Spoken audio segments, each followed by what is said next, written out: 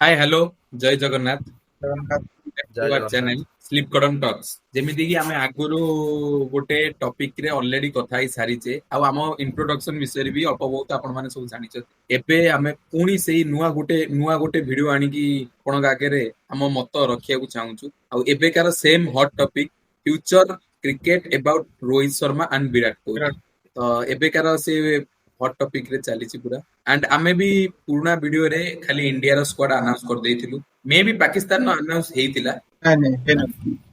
Only ଇଣ୍ଡିଆରେ ଆମେ କରିଥିଲୁ ସ୍କ୍ୱାଡ୍ ओनली ଆନାଉନ୍ସ इंडिया ଆଉ ଡିଟେଲ୍ସ ଯାହା ବି ସେତେବେଳର ହଟ୍ ଟପିକ୍ ଚାଲିଥିଲା ଆମେ ସେ ବିଷୟରେ ଡିଟେଲ୍ସ ଅଲରେଡି ଡିସ୍କସନ୍ କରୁଛେ। ओके एई प्रॉब्लम टा होची एक्चुअली नुआ जे भी वीडियो करंती सेमानकर काहे कि ना एक तो हमें इरेगुलारिटी अछि कंटिन्यू करि पारुनु हम लाइफ स्ट्रगल ले हमें इन्वॉल्व अछु थोड़ी टाइम बाहर करी हम वीडियो टा करूछु सेम जेमति कि देवप्रिया कहला तो हम इंडिया स्क्वाड अनाउंस हेइ सातला एबे रेस्ट ऑफ टीम रो स्क्वाड अनाउंस कर दबा हमें गदाधर एंड जेमिति कि हॉट टॉपिक एबेकार रिटर्न करी आसी हम topic Rohit Virat future cricket आउ भी बहुत टॉपिक अछि अश्विन रो रिटायरमेंट अछि बहुत आ भितरे हेइ ଜାତୀୟ सारी ପୂଜାରେ ବି ରିଟାୟାରମେଣ୍ଟ रिटायरमेंट ନେଇସାରିଛନ୍ତି। हेइ सारी ରିସେଣ୍ଟଲି ଅମିତ तो ମିଶ୍ର ବି ରିଟାୟାରମେଣ୍ଟ ନେଲେ। अमित मिश्र भी रिटायरमेंट नहीं सारिଛନ୍ତି ତ ସେଇ ଅନୁସାରେ ସେମାନଙ୍କର ରିଟାୟରମେଣ୍ଟ ତା ପାଇଁ ଗୋଟେ ନୂଆ ଭିଡିଓ ଆମେ ଆଣିବା ବାକି ଏବେ ପାଇଁ ସ୍କ୍ୱାଡ ଆନାଉନ୍ସ ସହିତ ଏବେକାର ହଟ୍ ଟପିକ ରୋହିତ ବିରାଟ ଉପରେ କିଛି ସମସ୍ତେ ଆମେ ସମସ୍ତଙ୍କ ମତ ଦବା ତେଣିକି ତ ଜନତା ଜନାର୍ଦ୍ଦନ ହଁ। ତ ଆମେ ଫାଷ୍ଟ ଚାହୁଁଛୁ କି ଆମେ ଯୋଉ ରେଷ୍ଟ ଅଫ୍ ଦ ସ୍କ୍ୱାଡ୍ ରହିଲା ସେଟା ପ୍ରଥମେ ଆନାଉନ୍ସ କରିଦବା। ଆନାଉନ୍ସ କରିଦବା ଶ୍ରୀଲଙ୍କା ହେଇଗଲା, ବାଂଲାଦେଶ ହେଇଗଲା, ପାକିସ୍ତାନ ହେଇଗଲା, ଆଫଗାନିସ୍ତାନ ହେଇଗଲା। ତ ଏମାନେ ଯୋଉ ସ୍କ୍ୱାଡ୍ ଆନାଉନ୍ସ କରିଛନ୍ତି ଆମେ ବି ସେଟା ପ୍ରଥମେ ଆନାଉନ୍ସ କରିଦବା। ତାପରେ ଆମେ ରୋହିତ ଶର୍ମା ବିରାଟ କୋହଲି କ୍ୟାରିୟର ବିଷୟରେ ଡିସ୍କସନ କ୍ୟାରିୟର କରିବା। ଟପିକ ଉପରକୁ ଯିବା ହଁ। ଗଦାଧର ତ ପ୍ଲିଜ ତମେ ସ୍କ୍ୱାଡ ଟା ଆନାଉନ୍ସ କରିଦିଅ ରିମେନିଂ ଟିମ୍ ମାନଙ୍କର ଓକେ, ମୁଁ ଏବେ ଶ୍ରୀଲଙ୍କା ସ୍କ୍ୱାଡ ଆନାଉନ୍ସମେଣ୍ଟ କରିବାକୁ ଯାଉଛି। ତ ଶ୍ରୀଲଙ୍କା ସ୍କ୍ୱାଡରେ ଅଛନ୍ତି ୱାନିନ୍ଦୁ ଫର୍ଣ୍ଣାଣ୍ଡୋ, କୁଶାଲ ମେଣ୍ଡିସ୍, କମିଲ ମିଶ୍ରା, ଆଥୁମ ନିଶଙ୍କା, କୁଶଲ ପେରେରା। ଅଲରାଉଣ୍ଡରରେ ଆସୁଛନ୍ତି ଚରିତ ଅସଲଙ୍କା ଯିଏକି କ୍ୟାପ୍ଟେନ ଅଛନ୍ତି, ୱାନିନ୍ଦୁ ହସରଙ୍ଗା, ଚାମିକା କରୁଣାରତ୍ନେ, କାମିନ୍ଦୁ ମେଣ୍ଡିସ୍ ଆଉ ପୂର୍ବରୁ କ୍ୟାପ୍ଟେନ ରହିସାରିଥିବା ଅଲରାଉଣ୍ଡର ଦସୁନ ସାନାକା।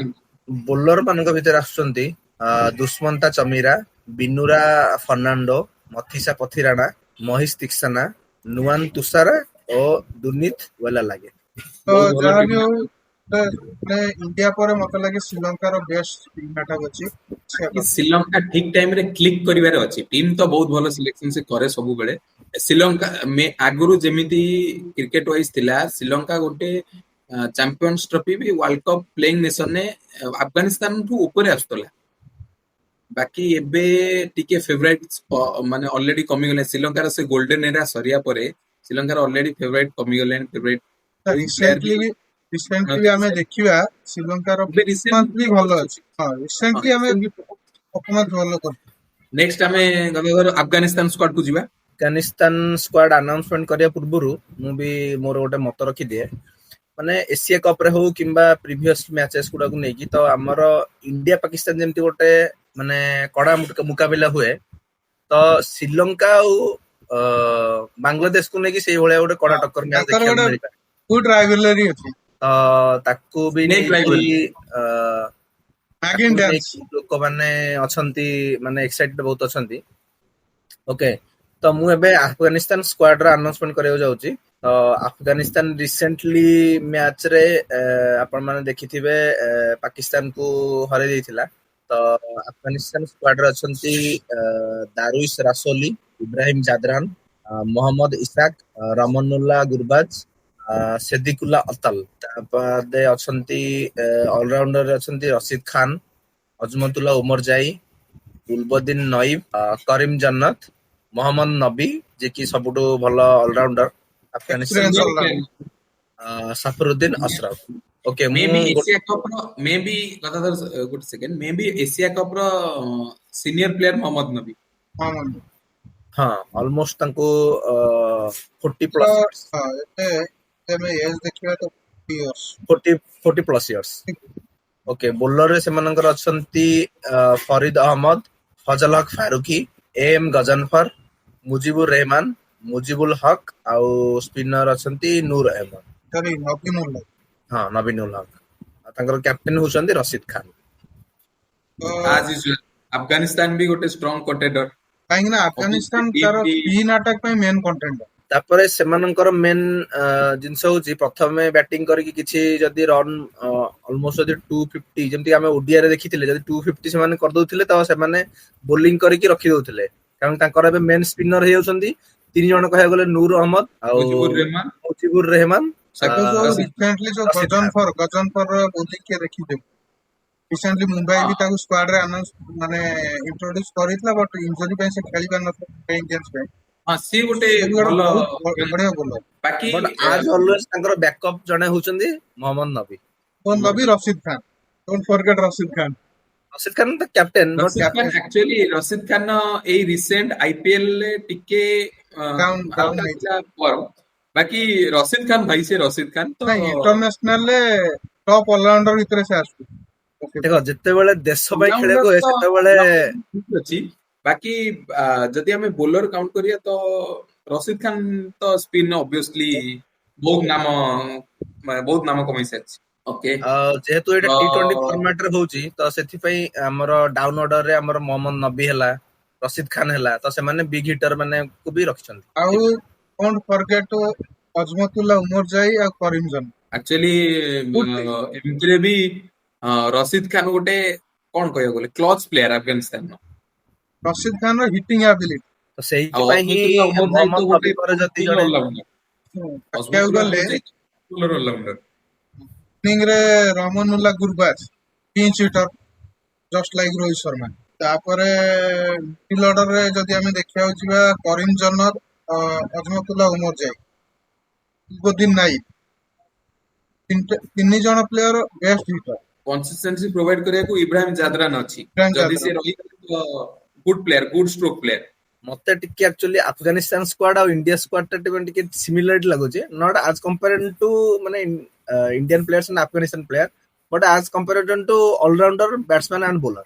ରାଇଟ, ପିକିଂ କରିବାକୁ କଷ୍ଟ ହବ ତ କଷ୍ଟ ପ୍ଲେଇଂ ହବ। ଇଲେଭେନ ଆମେ ଏୟାର ବି ପ୍ଲେଇଂ ଇଲେଭେନ ଗୋଟେ ବନେଇବା ସମସ୍ତଙ୍କର, ହଁ ନେକ୍ସଟ ଭିଡିଓରେ ବନେଇବା ନେକ୍ସଟ ଭିଡିଓ ବନେଇବା ସିଓର। Probably playing eleven. ଏବେ ଆମେ ବାଂଲାଦେଶର ସ୍କ୍ୱାଡ ଆନାଉନ୍ସ ମୁଁ କରୁଛି। As usual Liton Das captain wicket keeper for Bangladesh, Tanzid Hasan, Parvez Hossain Emon, Saif Hasan, Towhid Hridoy, Jaker Ali, Shamim Hossain, Nurul Hasan, Mehedi Hasan, Rishad Hossain, Nasum Ahmed, Mustafizur Rahman, Tanzim Hasan, Tanzim Hasan, Taskin Ahmed, Shariful Islam and Mohammad Saifuddin. ତ ଆଜ ୟୁଜୁଆଲ ବହୁତ ନୂଆ ଫେସ୍ ଅଛି, ଆଉ ସିନିୟର ପ୍ଲେୟାର ଯୋଉ ପୋଜିସନ ଟା ପ୍ରୋଭାଇଡ କରିବେ ଲିଟନ ଦାସ, ମୁସ୍ତାଫିଜୁର ରହମାନ ଅଛନ୍ତି ଅଲରେଡି ସିନିୟର ପ୍ଲେୟାର। ବାକି ବାଂଲାଦେଶ ଟା ଇଣ୍ଟରେଷ୍ଟେଡ ହବ ଟିମ୍ ଟା ପରଫର୍ମାନ୍ସ ଦେଖିବା ଲାଗି, କାରଣ ବହୁତ ୟଙ୍ଗଷ୍ଟର ଅଛନ୍ତି ଟିମ୍ ରେ। ୟଙ୍ଗଷ୍ଟର ଅଛନ୍ତି ଆଉ ଟପ୍ ପରଫର୍ମର ବି ଅଛନ୍ତି। ତହିଦ ହୃଦୟ ହେଇଗଲା, ତାପରେ ମେହେଦି ହସନ ହେଇଗଲା ଅଲରାଉଣ୍ଡର। ମେହେଦି ହସନ ହେଇଗଲା। ସ୍ପିନ୍ ବୋଲିଂ ରେ ଇଶାଦ ହୁସେନ, ମାନେ ଇଣ୍ଡିଆ ଅଗେନ୍ଷ୍ଟ ରେ ତାକୁ ସଞ୍ଜୁ ସାମସନ 5ଟା 6 ମାରି ଦେଇଥିଲା ଗୋଟେ ଓଭରରେ, ବଟ୍ ଫିର ହଁ ବି ଗୋଟେ ଭଲ ବୋଲର ସେ, ଭଲ ବୋଲର। ଲେଗ ସ୍ପିନର, ଭଲ ଲେଗିଂ। ଫାଷ୍ଟ ଓଭରରେ ଆମେ ଯଦି ଯିବା ତସ୍କିନ ଅହମଦ ବି ଭଲ ବୋଲର। ଫାଷ୍ଟ ଓଭରରେ ତ ବଲ୍ ତାର 140 ପ୍ଲସ୍ ସୁଇଙ୍ଗ ହବ। ହଁ ମେହେଦି ହସନ କୁ ଆମେ ଭୁଲିବାନି, ମେହେଦି ହସନ ବି ବହୁତ ଟଫ୍ ଅଛି। ମୁସ୍ତାଫିଜୁର ରହମାନ ବି death over, death very over. Difficult to. Mustafizur Rahman actually one type of spin bowler. ସବୁ ପ୍ରକାର କଟର ବୋଲିଂ ପାଇଁ ସେ ଫେମସ, ହାତ ଏମିତି ବୁଲେଇବାଲି। ଆଚ୍ଛା ନେକ୍ସଟ ଆମେ ଯିବା ଏବେ ହଂକଂ। ଆଜ ଅଲୱେଜ ଓକେ, ମୋର ମତ ଏହା ରହିବ କି ବାଂଲାଦେଶ ଟିମ୍ ଏବେ ଅବଭିୟସଲି ମିସ୍ କରିବ Shakib Al Hasan, number one allrounder. Number one allrounder. ବାକି ତା ବାଦେ ତାଙ୍କର ଗୋଟେ ନୂଆ ଜର୍ନି ଷ୍ଟାର୍ଟ ହେଇଛି, ତ ଯେମିତି ଇଣ୍ଡିଆ ଟିମ୍ ର ସେମ୍ ଇଣ୍ଡିଆନ ଟିମ୍ ର ବାଂଲାଦେଶର ସେମ୍ ସବୁ ଟିମ୍ ମୋର ପ୍ରୋବାବଲି ନୂଆ ଜର୍ନିରେ। ପାକିସ୍ତାନ ତ ତାର ଦିଟା ପିଲର କହିଲେ ଚଳିବ, ବହୁତ ବର୍ଷ କୋଚିଂ ପ୍ରୋଭାଇଡ କରିଛନ୍ତି, ତାଙ୍କୁ ବି ଇଏ କରିସାରିଛି ସିଏ। ତ ସମସ୍ତଙ୍କ ନୂଆ ଜର୍ନି ଷ୍ଟାର୍ଟ ହେଇଛି, ତ ବାଂଲାଦେଶକୁ ବେଷ୍ଟ ଅଫ ଲକ୍, ଦେଖାଯାଉ। ନେକ୍ସଟ ଯିବା ହଂକଂ ଟିମ୍ କୁ ଆମେ। ତ ପାକିସ୍ତାନ ସ୍କ୍ୱାଡ ଟା ବୋଧେ ଆନାଉନ୍ସ କରିନାହାନ୍ତି, ତ ପାକିସ୍ତାନ ସ୍କ୍ୱାଡ ଟା ହଁ ଟିକେ ପାକିସ୍ତାନ ଲାଷ୍ଟ କରିବା ନା, ଟିକେ ଥ୍ରିଲ ରହୁ। ଫିଲ୍ ରହୁ ବାସ୍। ଠିକ ଅଛି। ନେକ୍ସଟ ଯିବା ହଂକଂ। ତ Yasim Murtaza captain, Babar Hayat, Zeeshan Ali wicket keeper, Nizakat Khan Mohammad, Nasrullah Rana, Martin Coetzee, Anshuman Rath, Kalhan mark चालू। नाम नाम भी बहुत टिपिकल ଅଛି। ଆଜ ୟୁଜୁଆଲ ହଂକଂ ବହୁତ ଗ୍ରୋ ବି କଲେଣି, ବହୁତ ଆଜ ଏ କ୍ରିକେଟର ବି ଗ୍ରୋ ବି କଲେଣି। ତ next Ayush Ashish Shukla, Mohammad Aziz Khan, Atiq Ul Rehman Iqbal, Kinchit Saha wicket keeper option, Adil Mehmood, Haroon असरद मोहम्मद, अली हसन, शाहिद वासिफ, अगेन आउ गोटे wicket keeper, Mohammad Ghazanfar, Mohammad Wahid, Anas Khan, Ehsan Khan. Maybe आम मनरे आमे जो न्यू न्यू न्यू जो वीडियो एलाबोरेट करूचे, जो आमे तीन जण ଆମର ବି ବହୁତ ଅଡିଏନ୍ସ ଅଛନ୍ତି, ସେମାନେ ବି ଏମାନଙ୍କ ନାଁ ଭିତରୁ ବହୁତ ଜଣଙ୍କୁ ଦେଖିନଥିବେ, ବହୁତ ଜଣ ଜାଣିନଥିବେ, ବହୁତ ଜଣ ଖେଳିବା କଣ୍ଡିସନ ଦେଖିନଥିବେ, ବହୁତ ଜଣ ନାଁ ବି ଶୁଣି ନଥିବେ। ଏମିତି ନା ତ ମୁଁ ନାଇଁ ତ କହିବା ହଂକଂରେ କହିବାକୁ ଗଲେ ମୋଷ୍ଟ ଫେମସ ଥିଲା ବାବର ହେୟତ। ଏସି ମୁର୍ତ୍ତଜା ଆଣ୍ଡ ମୋହମ୍ମଦ ଗଜନଫର ବି ଅଛି, ଭଲ ବୋଲରଟା। ବାକି ସେମାନଙ୍କ ପରଫରମାନ୍ସ ବହୁତ ଗ୍ରୋ କଲା। ଏବେ କ୍ରିକେଟ ଗୋଟେ ୱାର୍ଲଡ ୱାଇଡ ଗେମ୍ ହେଇଗଲାଣି।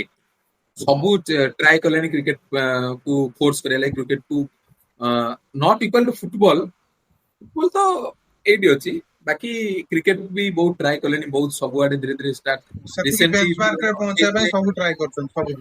2028 ରେ ଅଲମ୍ପିକ ରେ ବି ଆଡେ ଅଛି କ୍ରିକେଟ, ତ ଅବଭିୟସଲି ଓକେ, ତ ନେକ୍ସଟ ଆମେ ଆଇ ଥିଙ୍କ ଆନାଉନ୍ସ କରିବା ଓମାନ ଓମାନର। କି ଆଡ ହେଇଛି ଫର ଦିସ୍ ଏଡିସନ। ତ ଓମାନର okay, first Oman captain, squad ମୁଁ ଆନାଉନ୍ସ କରିଦଉଛି। ଓକେ ଫାର୍ଷ୍ଟ ଓମାନ କ୍ୟାପ୍ଟେନ କଥା ଯିବା। ଓକେ, ଓମାନର କ୍ୟାପ୍ଟେନ ଅଛନ୍ତି ଯତୀନ୍ଦର ସିଂ କ୍ୟାପ୍ଟେନ, ଅମୀର କଲିମ, ହମଦ ମିର୍ଜା, ବିନାୟକ ଶୁକ୍ଲା, मोहम्मद नदीम, करण सोनावले, हसन शाह, शकील अहमद, समेश श्रीवास्तव, सुफियाना महमूद, आर्यन बिसित, मोहम्मद इमरान, नदीम खान, आशीष ओडेड्रा, शाह फैसल, सुफियान यूसुफ एंड जाइकिरा इस्मा।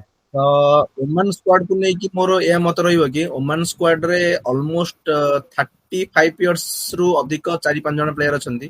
तो एमानकर ओनली जणे ही 20 इयर्स र जणे प्लेयर अछि। तो एमानठु देखिया पड़िबो केमती खेलुछंती। तो एमाने already new faces and team रे ऑलरेडी दुई जन अछंती जानकर एज होउची कि जनकर एज होउची 42 इयर्स आ जनकर एज होउची 43 इयर्स प्लस। नो डाउट, बाकी आम ପାଇଁ ନ୍ୟୁ ଫେसेस, ଆମ ପାଇଁ ବହୁତ new ଜଣ faces। ବି ନ୍ୟୁ ଫେसेस। ତ ୱେଟ୍ ଫର ପରଫରମାନ୍ସ, ମେ ବି ସେ କ୍ଲିକ୍ କରିଯିବେ, ମେ ବି ୟୁଏଇ ଟାଇପ ର କ୍ଲିକ୍ କରିଯିବେ ଜଲ୍ଦି। ୟୁଏଇ ତ ଅବଭିୟସଲି ଗୋଟେ ଟିମ୍ କରିସାରିଛି, ଷ୍ଟ୍ରଙ୍ଗ ଟିମ୍ ରିସେଣ୍ଟଲି କରିଛି। ଆଇ ଥିଙ୍କ ୟୁଏଇ ର କୋଚ୍ ମେ ବି ରିସେଣ୍ଟଲି ଗୋଟେ ଷ୍ଟେଟମେଣ୍ଟ ଦେଇଥିଲା କି we will try to defeat Pakistan Asia cup. Right, ଦେଖାଯାଉ। ବାକି ସେଟା ଗୋଟେ ଟଫ୍ କଣ୍ଡିସନ ହବ, ଫିର ବି ନାଇଁ ଟ୍ରାଏ କରିବାର ତ କିଛି ନାହିଁ ନା। ओमान ରିସେଣ୍ଟଲି टीम को आम आसिया भितर तो ओमान टीम ता टीम सेमती तो सेम आज यूजुअल हांगकांग टीम आम पई भी बहुत न्यू फेसेस, आमे भी ठीक से जानी ने प्लेयर मानन को तांको परफॉर्मेंस वाइज भी आमे स्टडी करिने। तो वेट फॉर एशिया कप देखिया केमती परफॉर्मेंस आछे सेमानकर। नेक्स्ट यूएई दादादर go with captain UAE.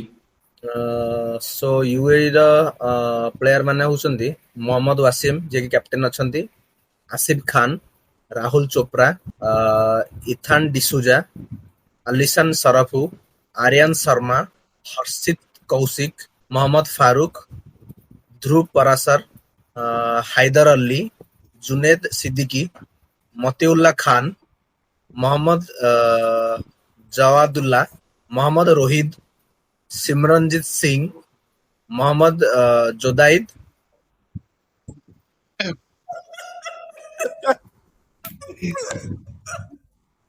Sorry Mohammad Zuhaib and last रे अछंती Saghir Khan.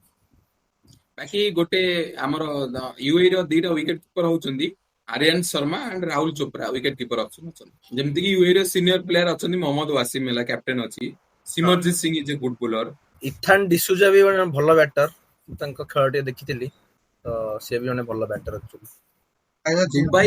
Dubai ground, Abu Dhabi ground ଏମାନଙ୍କ ପାଇଁ ତ ବହୁତ ମାନେ ଫ୍ରେଣ୍ଡଲି ହବ ନା, ହୋମ ଗ୍ରାଉଣ୍ଡ ଟାଇପ ର, ଯେମିତି ୟୁଏଇ ହେଲା, ପାକିସ୍ତାନ ପାଇଁ ବି, ଆଫଗାନିସ୍ତାନ ପାଇଁ ବି, ତ ଏମାନଙ୍କ ପାଇଁ ହୋମ ଗ୍ରାଉଣ୍ଡ ଟାଇପ ର ରହିବ। ହାଇଦର ଅଲି ଗୋଟେ ଅଛି ୟୁଏଇ ର, ବହୁତ ଭଲ ବୋଲରଟେ। ଓକେ, ନେକ୍ସଟ ଆମେ ଲାଷ୍ଟ ନେକ୍ସଟ ପଳେଇ ଆସିବା ଆସିବା ପାକିସ୍ତାନ ସ୍କ୍ୱାଡ କୁ। ସୋ ପ୍ରୀତିଶ, ପାକିସ୍ତାନ। ପାକିସ୍ତାନ ସ୍କ୍ୱାଡ ଟା ଟିକେ ଜଣେଇ ଦିଅ। ନେକ୍ସଟ ଯେମିତି ଗଦାଧର କହିଲେ, ଆସିବା ଆମର second favourite for Asia cup. I don't think your second favorite. My second favorite is Sri Lanka. ବାକି ରैंकिंग ଅନୁଯାୟୀ, ଆଇସିସି ରैंकिंग ଅନୁଯାୟୀ ସେକେଣ୍ଡ ଫେଭରାଇଟ। ବାକି ମୋର ବି ସେମିତି ସେକେଣ୍ଡ ଫେଭରାଇଟ ଆଫଗାନିସ୍ତାନ। ବାକି ତ ଏମିତି ଆମେ ଇଗ୍ନୋର କରିବା କଥା ନୁହଁ, ତ ସେକେଣ୍ଡ ବଟ୍ ଫେଭରାଇଟ। ପ୍ରିଭିୟସ ଭିଡିଓରେ ପ୍ରୀତିଶ ତମେ କହିଛ ତମ ସେକେଣ୍ଡ ଫେଭରେଟ ହଉଛି, ପ୍ରଥମ India. ଫେଭରେଟ ତ ଇଣ୍ଡିଆ, ସେକେଣ୍ଡ ଫେଭରେଟ ବି ଇଣ୍ଡିଆ ତମର। Only India. ହଁ ସେ ତ ୱିନିଂ ପାଇଁ ନା, ବାକି Winning ପାଇଁ ହଁ। ଚାନ୍ସେସ୍, ଯଦି ଏନି ଆମେ ଚାନ୍ସେସ୍। ଦେଖିବା ଯୋଉ ଫାଇନାଲ ଟିମ୍ ବିଷୟରେ, ଯୋଉ ଦିଟା ଟିମ୍ ଫାଇନାଲ ଖେଳିବେ, ତ I think India the most probable, ମୋ ମତରେ ଶ୍ରୀଲଙ୍କା। ମୋର ବି ଶ୍ରୀଲଙ୍କା ଥିଲା। ଓକେ, ତ ପ୍ରୀତିଶ, ଆଜ ପର ୟୁ? ମୋର ଇଣ୍ଡିଆ ଇଣ୍ଡିଆ ସେ ଭିଡିଓରେ ଥିଲା ବି, ଏ ଭିଡିଓରେ ବାକି ଫର ଯଦି ୱିନିଂ। ଗୋଟେ କହିବା ତ ଆଫଗାନିସ୍ତାନ। ଫାଇନାଲ ଖେଳିବା ପାଇଁ ବି, ଜିତିବା ପାଇଁ ବି ଗୋଟେ ପ୍ଲେୟର ଟିମ୍ ଦରକାର, ଗୋଟେ ଟିମ୍। ହଁ, ନାଇଁ ସେଇଟା ନାଇଁ, ତମେ ହଁ ଆଫଗାନିସ୍ତାନ ଯଦି ଚୁଜ ଯଦି ଆମେ ଫାଇନାଲରେ ଦେଖିବା ଇଣ୍ଡିଆ ସହିତ କିଏ ଖେଳିବ, ତ ଆଇ ଥିଙ୍କ ହଁ ଶ୍ରୀଲଙ୍କା। ତ ତମର ସେମିତି କିଏ ପ୍ରେଡିକ୍ସନ?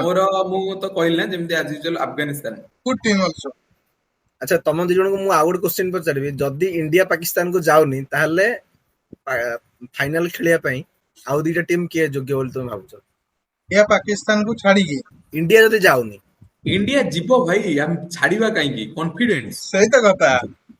ନାଇଁ, ମୁଁ ତମକୁ ଗୋଟେ କ୍ୱେଶ୍ଚିନ୍ ପଚାରିଲି, ମାନେ ଗୋଟେ ଅପସନରେ, 99.999% ଇଣ୍ଡିଆ ଯିବ। ହଁ, ଯଦି ଯଦି ଇଫ୍ ଆସୁନି, ଫିର ବି ଗଦାଧର ତମ ପାଇଁ, ଯଦି ଯାଉନି, ମୋ ଦିଟା team Sri Lanka, Afghanistan. I also agri. କାହିଁକି ନା ବାଂଲାଦେଶ ବି ଅଲରେଡି ଫେଭରାଇଟ ଟିମ୍ ବାଂଲାଦେଶ ଅଛି, ବାକି ଯେହେତୁ ସେ ବହୁତ ନ୍ୟୁ ଫେସେସ ସହିତ ଏଥର ଯାଉଛି, ତାଙ୍କ ପରଫମାନ୍ସ କେମିତି ରହିବ, ସେମାନେ କ୍ଲିକ୍ କରିବେ କି ନାହିଁ। ଏସିଆ କପ୍ ଗୋଟେ ଛୋଟ ଟୁର୍ଣ୍ଣାମେଣ୍ଟ ନୁହଁ, ତ ମୁଁ ଯିବି ଶ୍ରୀଲଙ୍କା, ଆଫଗାନିସ୍ତାନ। ଓକେ, ଆମେ ଯଦି ନୁହଁ, ଇଣ୍ଡିଆ ହିଁ ଯିବ, ଇଣ୍ଡିଆ ୱିନ୍ କରିବ ଏସିଆ କପ୍, ଯଦି ନୁହଁ। ଓକେ, ଠିକ ଅଛି। So all the best for India. Okay, discussion କୁ ଆମେ ଆଗକୁ ବଢେଇବା। ସୋ ପ୍ରୀତିଶ, ତ ପାକିସ୍ତାନର ଆଜ ୟୁଜୁଆଲ ଯେମିତି ଦିଟା ପିଲର ମାନେ ଲାଷ୍ଟ 7-6-7 ଇୟର ଯିଏ ପ୍ରୋଭାଇଡ କରି ଆସିଛନ୍ତି ପାକିସ୍ତାନ ଟିମକୁ। ଯେମିତି ଆମର ରୋହିତ ଶର୍ମା, ବିରାଟ କୋହଲି ଥିଲେ। ବିରାଟ କୋହଲି ତ ଇକ୍ୱାଲ ନୁହଁ, ସେମିତି ନୁହଁ, ନାଇଁ ସେମିତି ନାଇଁ, ଇକ୍ୱାଲ ନୁହଁ, ଡୋଣ୍ଟ କେବେ ବି କମ୍ପେୟାର ନୁହଁ। Rohit Sharma, Virat Kohli with Babar Azam and Mohammad. ମହମ୍ମଦ ରିଜୱାନ ଏମିତି ବଟ୍ ନୁହଁ, ବାକି ସେମାନଙ୍କ ଦେଶ ପାଇଁ ସେଇ ଦି ଜଣ ହଉଛନ୍ତି ବିରାଟ କୋହଲି ଆଉ ରୋହିତ ଶର୍ମା। ବାସ୍, ତ ସେଇମାନେ ଦି ଜଣଙ୍କ ତ ନାଇଁ, ମୁଁ ଟିମରେ ସିଲେକ୍ସନ ଆକ୍ଚୁଆଲି ଟିକେ ଜଷ୍ଟ ଇଣ୍ଟରପ୍ଟ କରିବାକୁ ଚାହୁଁଛି। ଆକ୍ଚୁଆଲି ଗୋଟେ ଷ୍ଟାର୍ଟ ଦେଖୁଥିଲି, I don't know stat true କି false, but the stat was କି ବାବର ଆଜମ ଆଉ ମହମ୍ମଦ ରିଜୱାନ ଯେତିକି ରନ୍ ଅଛି, ସେଥିରୁ ମୋଷ୍ଟ ଅଫ୍ ଦ ରନ୍ ତାଙ୍କର ଲୁଜ୍ ପରସେଣ୍ଟେଜ। ଓକେ, ଯେହେତୁ ସିଏ ବହୁତ ସ୍ଲୋ ଖେଳିଥିଲେ ବହୁତ T20 slow, ଏବେ ବହୁତ ବହୁତ ମେ ବି ହେଇଥାଇପାରେ, ବାକି ଦେଖାଯିବ ଏଥରକ। ସେମିତି ତାଙ୍କ ସେ ତ ଆଟଲିଷ୍ଟ ୱିକେଟ ମାନେ ରଖି ପାରୁଥିଲେ, ଅଟକେଇ ପାରୁଥିଲେ, ଦେଖାଯିବ। ମେ ବି ୟଙ୍ଗ ପେସେସ୍ ବହୁତ କମ୍ ପାକିସ୍ତାନର, ବହୁତ ତ ସେମାନେ ବହୁତ ଭଲ ବି କରିପାରିବେ, କରିବେ ମଧ୍ୟ। ବାକି ସେ ଦି ଜଣ ଥିଲେ ତ ଅବଭିୟସଲି। ଆଉ ଏବେ ଯିବା ପାକିସ୍ତାନ ସ୍କ୍ୱାଡକୁ। ନୂଆ captain Salman Ali Agha, next Abrar Ahmed, Fakhar Zaman, Haris Rauf, Hasan Ali, Hasan Nawaz, Hasan Daulat, Khushdil Shah, Mohammad Haris, again wicket keeper option, Mohammad Nawaz, Mohammad Wasim, Sahibzada Farhan, Saim Ayub, ये गोटे यंगस्टर, उभरता हुआ यंगस्टर, ओपनर मध्य, सलमान मिर्जा, सैनसा आफरीदी, सुफियाना मक्युम, मुकेम, सुफियाना मुकेम। ପାକିସ୍ତାନ ତ ମେ ବି ଏମାନଙ୍କୁ ବହୁତ ଇଣ୍ଟ୍ରୋଡ୍ୟୁସ କରିସାରିଛି ଅଲରେଡି ଅଲରେଡି ବହୁତ। କରିଛନ୍ତି। ଫିର ବି 4-5 ଜଣ ବହୁତ ସରି ୟଙ୍ଗଷ୍ଟର ଅଛନ୍ତି। ୟଙ୍ଗଷ୍ଟର ଅଛନ୍ତି, ୱିଥ ଗୋଟେ ଦିଟା excited option, Mohammad Haris, Saim Ayub, and 3 four ନମ୍ବରରେ middle I order think Salman Ali Agha. Salman Ali ଆଗା କ୍ୟାପ୍ଟେନ ତ ଅବଭିୟସ୍। गुड ऑप्शन ବୋଲିଂ କୁ ଯିବା ତ ହାରିସ ରଫ as usual ସାଇନ୍ସା ଆଫ୍ରିଦି ହାରିସ ରଫ ବାକି ମତେ ସାଇନ୍ସ ଆଫ୍ରିଦି ଟିକେ ଆଜେ ଫିକା ଲାଗୁଛି ଏବେ। ଆଜେ କଣ ଟାଇପ ଅଫ ବୁମରା କି ଯେମିତି ଇଣ୍ଡିଆ ଟିମ୍ କୁ ବୁମରା କଜନ ପ୍ରୋଭାଇଡ କରୁଛି ତ ସେମିତି ତ କୋଉ ମେ ବି ମୁସ୍କିଲ ହବ ବୁମରା ସହିତ ଇକ୍ୱାଲ କରିବା ବାକି ସାଇନ୍ସ ଲାଗେ ନା କି ପାକିସ୍ତାନକୁ ସେମ ସାଇନ୍ସ ଆଫ୍ରିଦି ଠାରୁ ହାରିସ ରଫ ବହୁତ ଫାର ବେଟର ଫାଷ୍ଟରେ ବି ବହୁତ ଅଛି ଲାଇନ ଲେନ୍ଥରେ ବି ଅଛି ତ ହାରିସ ମତେ ଟିକେ ତାଠୁ ହାଇପ ଅଧିକ ଲାଗେ ବାକି ସାଇନ୍ସ ଆଫ୍ରିଦି ହାଇପ ହେଇଯାଇଛି ତ ଯେହେତୁ ସାଇନ୍ସ ଲେଫ୍ଟି ଆଫ୍ରିଦି ଷ୍ଟ୍ରକ୍ ଡେଲିଭରି ପାଇଁ ମତେ ଲାଗେ ନା ହାଇପ କାହିଁକି ନା ଯେହେତୁ ଲେଫ୍ଟ ହ୍ୟାଣ୍ଡର ସେ ଇନସୁଇଂ ବଲ୍ ହିଁ ସେ ବେଶୀ ଡିପେଣ୍ଡ କରେ ଆଉ next to last death over ପାଇଁ ମତେ ଏତେ ଠିକ ଠାକ ଲାଗେ ନା ଏଇଟା ଖୁସି ଲାଗୁଛି କି ପାକିସ୍ତାନ ଫିର ସେ ମହମ୍ମଦ ୱାସିମକୁ ଗୋଟେ ଟାଇମ ଚାନ୍ସ ଦେଇଛି ଗୋଟେ ଅଲରାଉଣ୍ଡର ଅଲରାଉଣ୍ଡର ଅଛନ୍ତି। ମହମ୍ମଦ ୱାସିମକୁ ଚାନ୍ସ ଦେଇଛି ସୋ ଠିକ ମୋର ଅଛି ଗୋଟେ ହିଁ ମତ ରହିବ ପୂର୍ବ ମାନେ ଓଡିଆଇ ୱାର୍ଲଡ କପ ରୁ ବାଦ ପଡିଲା ପରେ ହସନ ଅଲି ବ୍ୟାକ୍ କରିଛନ୍ତି ସ୍କ୍ୱାଡ କୁ ହସନ ଅଲି ବ୍ୟାକ୍ କରିଛି ଅଛନ୍ତି। ରାଇଟ ତାକୁ ନେଇକି ମୁଁ ଟିକେ ଏକ୍ସାଇଟେଡ ଅଛି। ଓକେ ସ୍କ୍ୱାଡ ତ ଆନାଉନ୍ସ ଆମେ କରିଦେଲେ ତ ଓକେ ମୁଁ ଗୋଟେ ଜଷ୍ଟ ରିସେଣ୍ଟଲି ଖବରରୁ ଗୋଟେ ଜାଣିବାକୁ ପାଇଛି କି ଇଶାନ କିଶାନ ଏବେ ଯୋଉ ଆମର ଷ୍ଟାଣ୍ଡ ବାଇ ପ୍ଲେୟାର ଥିଲେ ଆମର ଯୋଉ ଧ୍ରୁବ ଜୁରେଲ ତ ତାଙ୍କୁ ଯେହେତୁ ଡେଙ୍ଗୁ ହେଇଛି ତ ମେ ବି ସେମାନେ ଇଶାନ କିଶାନ କନସିଡର କରିପାରନ୍ତି। ଏସିଆ କପ୍ ପାଇଁ ଅଲରେଡି ଟାଇମ ଅଛି ଆହୁରି 5 ଦିନ ଭଳିଆ ଟାଇମ ଅଛି ମ୍ୟାଚ ପାଇଁ ବି ତ ଟାଇମ ଅଛି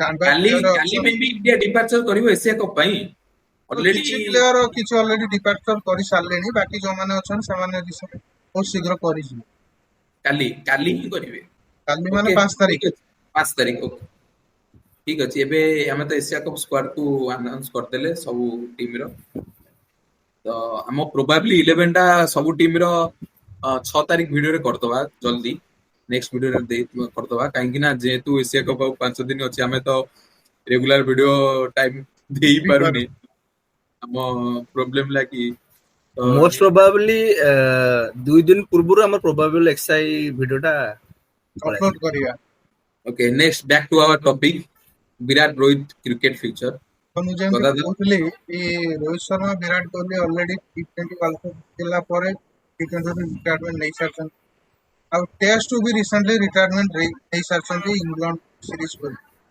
ବାକି ରହିଲା ଗୋଟେ ଫର୍ମାଟ T20 ଯୋଉଟା ୱାର୍ଲଡ କପ୍ ତ ଠିକ ଥିଲା ସରି ସରି ସରି ଦେବ T20 ୱାର୍ଲଡ କପ୍ ଟା ଠିକ ଥିଲା ଏଇଠି ଗୋଟେ କଥା କହିବାକୁ ଚାହୁଁଛି T20 ଟା ଠିକ ଥିଲା ବାକି ଟେଷ୍ଟ ଟା ଗୋଟେ ମିଷ୍ଟ୍ରିୟସ୍ ଇଏ ଥିଲା ମାନେ ରିଟାୟାର ଥିଲା କେହି ଇମାଜିନ କରିନଥିଲେ ଯେ ଏମିତି ହବ କେହି ବି ଇମାଜିନ କରୁନଥିଲେ କେହି ବି କାହିଁକି ନା ଯଦି ଗୋଟେ ମେନ୍ ପଏଣ୍ଟ ଆଧାରରେ ରହୁଛି ଯଦି ସେମାନେ ରିଟାୟାର କରିବାକୁ ଚାହିଁଥାନ୍ତେ କି ରିଟାୟାର କରିବି ଥାନ୍ତେ ତ ସେମାନେ ରଞ୍ଜି ଟ୍ରଫି କେବେ ବି ଟ୍ରାଏ କରିନଥିଲେ ଖେଳିବା ପାଇଁ ବିଜେଡି ପରେ ଆସିକି ହୋମ ସିଜନରେ ରଞ୍ଜି ଖେଳି ନଥିଲେ ଆମେ ତ ଜାଣିନେ ଭିତର ସୋର୍ସ କଣ ହେଇଥିବ କଣ ନାହିଁ ସେ ତ ସତ ସେମାନେ ହିଁ ଜାଣିଥିବେ ବାକି ଗୋଟେ ମିଷ୍ଟ୍ରିୟସ୍ ୱେରେ ଡିସିସନ ଥିଲା ଦେଖାଯାଉ ଅଲରେଡି ସରିଯାଇଛି ତାଙ୍କର ଟେଷ୍ଟ କ୍ୟାରିୟର ତ ବାକି ରହିଲା ଓଡିଆଇ କ୍ୟାରିୟର ତ ଆମ ଡିସ୍କସନ ବେସିକାଲି ଓଡିଆଇ କ୍ୟାରିୟର ଉପରେ ହବ sorry test career actually ODI career ନୁହଁ ସେ ଆଇପିଏଲ ରେ T20 ରେ ତାଙ୍କ ବହୁତ କ୍ୟାରିୟର ଅଛି ନାଇଁ ମେ ନାଇଁ ବି ମୁଁ ମତେ ଇଣ୍ଟରନ୍ୟାସନାଲ କଥା କହୁଥିଲି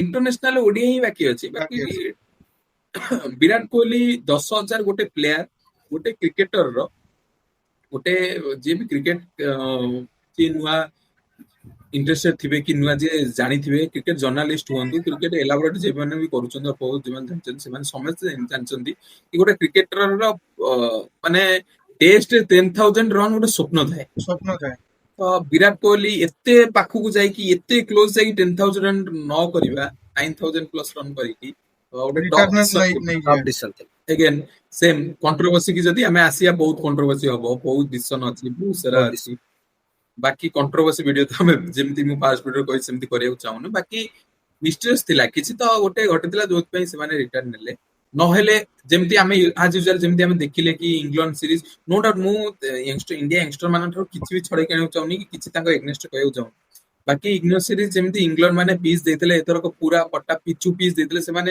ପାକିସ୍ତାନକୁ ଆଟ୍ରାକ୍ଟ ହେଇଥିଲେ ମେ ବି ପୁରା ଫ୍ଲାଟ ପିଚ୍ ଦେଇଥିଲେ ବିରାଟ କୋହଲି ରୋହିତ ଶର୍ମା ତ ବହୁତ ରନ୍ ବନେଇଥାନ୍ତେ ଭାଇ ବିରାଟ କୋହଲିର ଫର୍ମ ବି ବହୁତ ଯୋଉଟା ଓକେ, ଆମେ ଅଲରେଡି ସରି ଡିସ୍କସନ ଯାଇଛି କରିବା। ତାକୁ ଡିସ୍କସନ କରିକି ଆଇ ଥିଙ୍କ ଏବେ ପାଇଁ ତ କିଛି ଲାଭ ନାହିଁ, ନେକ୍ସଟ ଆମେ କରିପାରିବା।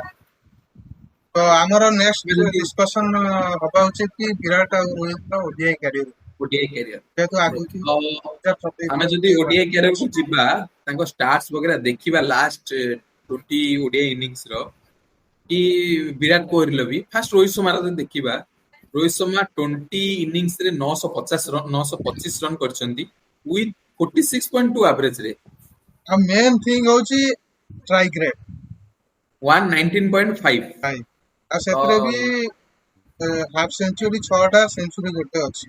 ଗୋଟେ ଅଛି। ତ ରୋହିତ ଶର୍ମା ଗୋଟେ କୋଚିଂ ପ୍ରୋଭାଇଡ କରୁଛନ୍ତି ଇଣ୍ଡିଆ ଟିମ୍ କୁ ଓପନିଂ ଆସିକି, କି ତାପରେ ନେକ୍ସଟ ଟୁ ବିରାଟ କୋହଲି ଏମାନେ ଷ୍ଟ୍ରାଇକ ରୋଟେଟ୍ କରିକି ଧୀରେ ଧୀରେ ଖେଳକୁ 50 ଓଭର ଯାଇକି ଯେମିତି ତାହା ବିରାଟ କୋହଲି ତାଙ୍କ ରୋଲ ବିରାଟ କୋହଲି ଯେମିତି ଆଜ ୟୁଜୁଆଲ ତାଙ୍କ ରୋଲ ଟା ଖେଳକୁ ହିଟ୍ ପାଇଁ ନ କରୁ, 3 ବହୁତ ନମ୍ବରରେ ବଡ ଆସୁ। କୋଚିଂ ପ୍ରୋଭାଇଡ କରୁଛନ୍ତି ତ ଓପନିଂ ରୋହିତ ବ୍ୟାଟିଂ। ଶର୍ମାର ଆକ୍ଚୁଆଲି ବର୍ତ୍ତମାନ ମେନ୍ ପ୍ଲାନ୍ ତାର ରହୁଛି କି ଯେମିତି କି ଆମର ଗୋଟେ 10 ଓଭର ଭିତରେ ଆସିକି ଗୋଟେ ଟିମ୍ କୁ ମାନେ ମାନେ ଟିମ୍ ର ସ୍କୋର ଟାକୁ ଗୋଟେ ମାନେ ମଜବୁତ ସ୍ଥିତିରେ ପହଞ୍ଚେଇବ, ମଜବୁତ ସ୍ଥିତିରେ ପହଞ୍ଚେଇବା, ଯେମିତି ପାୱାର ପ୍ଲେୟର ମାନେ ପାୱାର ଭଲସେ ପ୍ଲେୟର ଆମେ ପୁରା ଫାଇଦାଟା ଉଠେଇବ। ତ ସେଇ ଷ୍ଟେଟମେଣ୍ଟ ଦେବା ପାଇଁ ଆକ୍ଚୁଆଲି ରୋହିତ ଶର୍ମା ଓଡିଆଇରେ ଆସୁଛି। ହଁ ସେମ୍ ଯେମିତି ଆଜି ରୋହିତ ଶର୍ମା, ସେମିତି ଯଦି ଆମେ ବିରାଟ କୋହଲିର ଲାଷ୍ଟ 20 ଓଡିଆଇ ଇନିଂସ ଦେଖିବା, ତ ସେମ୍ ଷ୍ଟାର୍ସ ଓଡିଆଇ ଇନିଂସ ରେ ବିରାଟ କୋହଲି ମଧ୍ୟ 13 ରନ କରିଛନ୍ତି, ଆଭରେଜ ତ 63.3, ତ ଷ୍ଟ୍ରାଇକ ରେଟ୍ 90.57, ଷ୍ଟ୍ରାଇକ ରେଟ୍ ଠିକ ଅଛି। 104। ଆଉ ଗୋଟେ ବି ବିରାଟ କୋହଲିର ମେ ବି ଗୋଟେ ଟାଇମ ରେ 2016-17ରେ ମତେ ତ ଲାଗୁଥିଲା ବହୁତ ଜଲ୍ଦି ବିରାଟ କୋହଲି 100ଟା ସେଞ୍ଚୁରୀ ପୂରଣ କରିଦେବେ ବୋଲି। ବାକି ଏବେକା ଟାଇମ ରେ ଟିକେ ମତେ ବି ଡାଉଟଫୁଲ ହେଲା କି ରିକର୍ଡ ବିରାଟ କୋହଲି ହେଲାନି ଯେହେତୁ ଟେଷ୍ଟ ରିଟାୟାରମେଣ୍ଟ ହେଇଗଲା। ରିଟାୟାରମେଣ୍ଟ ନେଇଯାଇଛି। ଓନ୍ଲି ଅଲରେଡି ଦୁଇଟା ଫର୍ମାଟ ରୁ ରହିଲା, ରିଟାୟାରମେଣ୍ଟ ହଁ ଓନ୍ଲି ଫର୍ମାଟ ରହିଲା ଓଡିଆଇ। ଓଡିଆଇ ବି ନେଇଯାଇଛି। ଆମେ ଯଦି 2027 ୱାର୍ଲଡ କପ୍ ଭିତରେ ଦେଖିବା, ଏତେ ବି ମ୍ୟାଚ୍ ନାହିଁ। ମ୍ୟାଚ୍ ନାହିଁ, ମେନ୍ ପଏଣ୍ଟ ସେଇଟା। ତମେ ତମେ କଣ ଭାବୁଛ ଗଦାଧର, ତମ ମତ ଦିଅ କି ବିରାଟ କୋହଲି ରୋହିତ ଶର୍ମା ୱାର୍ଲଡ କପ୍ ଖେଳୁଛନ୍ତି? ମତେ ତ ମୋ ତରଫରୁ ତ ଓକେ, ଏଗେନ୍ ପୁଣି କଥା ଆସିବ ସିଲେକ୍ଟରଙ୍କ ସିଲେକ୍ସନ ଉପରେ, କିଏ ଜାଣେ। ନାଇଁ, ମତେ ବି ଡେଫିନେଟଲି ଲାଗୁଛି, ବଟ୍ ଗୋଟେ କଥା ଯେମିତି କି ସିଲେକ୍ଟରଙ୍କ ଉପରେ, ବଟ୍ ମତେ ତ 100% ଲାଗୁଛି ସେମାନେ ଖେଳିବେ 2027 ୱାର୍ଲଡ କପ୍। ଗୋଟେ ଆଦେହରେ ବି ପଏଣ୍ଟ ଅଛି, ଯଦି ଆମେ ଦେଖିବାକୁ ଯିବା ତ ସିନିୟର ପ୍ଲେୟାରଙ୍କ କାଉଣ୍ଟ କରିବା, ତ MS ଧୋନି 2018ରେ ଲାଷ୍ଟ ୱାର୍ଲଡ କପ୍ ଖେଳିଥିଲେ। ତ MS ଧୋନି ସେତେବେଳେ ଏଜ୍ ଥିଲା 38 ମେ ବି 2019 ୱାର୍ଲଡ କପ୍। 2019, ସରି 19। 2019 ୱାର୍ଲଡ କପ୍। ଆଉ ସଚିନ ତେନ୍ଦୁଲକର ବି 2011ରେ ମେ ବି 39 ହେଇଥିଲା ତାଙ୍କୁ। ହଁ କପିଲ ଦେବ ଅଲସୋ 39-40 ଏମିତି ଲାଷ୍ଟ ୱାର୍ଲଡ କପ୍ ଖେଳିଥିଲେ। 39 ମେ ବି 39, କପିଲ 40 ନୁହଁ 39। ଏମିତି ତ ଇଣ୍ଡିଆର ନୁହଁ, ବାହାର ପ୍ଲେୟାର ତ ସେମାନେ ଅଛନ୍ତି 41 ଏଜରେ ବି ୱାର୍ଲଡ କପ୍ ଖେଳିଛନ୍ତି ଖେଳୁଛନ୍ତି। ଅଷ୍ଟ୍ରେଲିଆ। ବାକି ଇଣ୍ଡିଆ ପାଇଁ 39 ମେ ବି ଲାଷ୍ଟ ୱାର୍ଲଡ କପ୍ ଖେଳିଛନ୍ତି ଏଜରେ କପିଲ ଦେବ ତେନ୍ଦୁଲକର।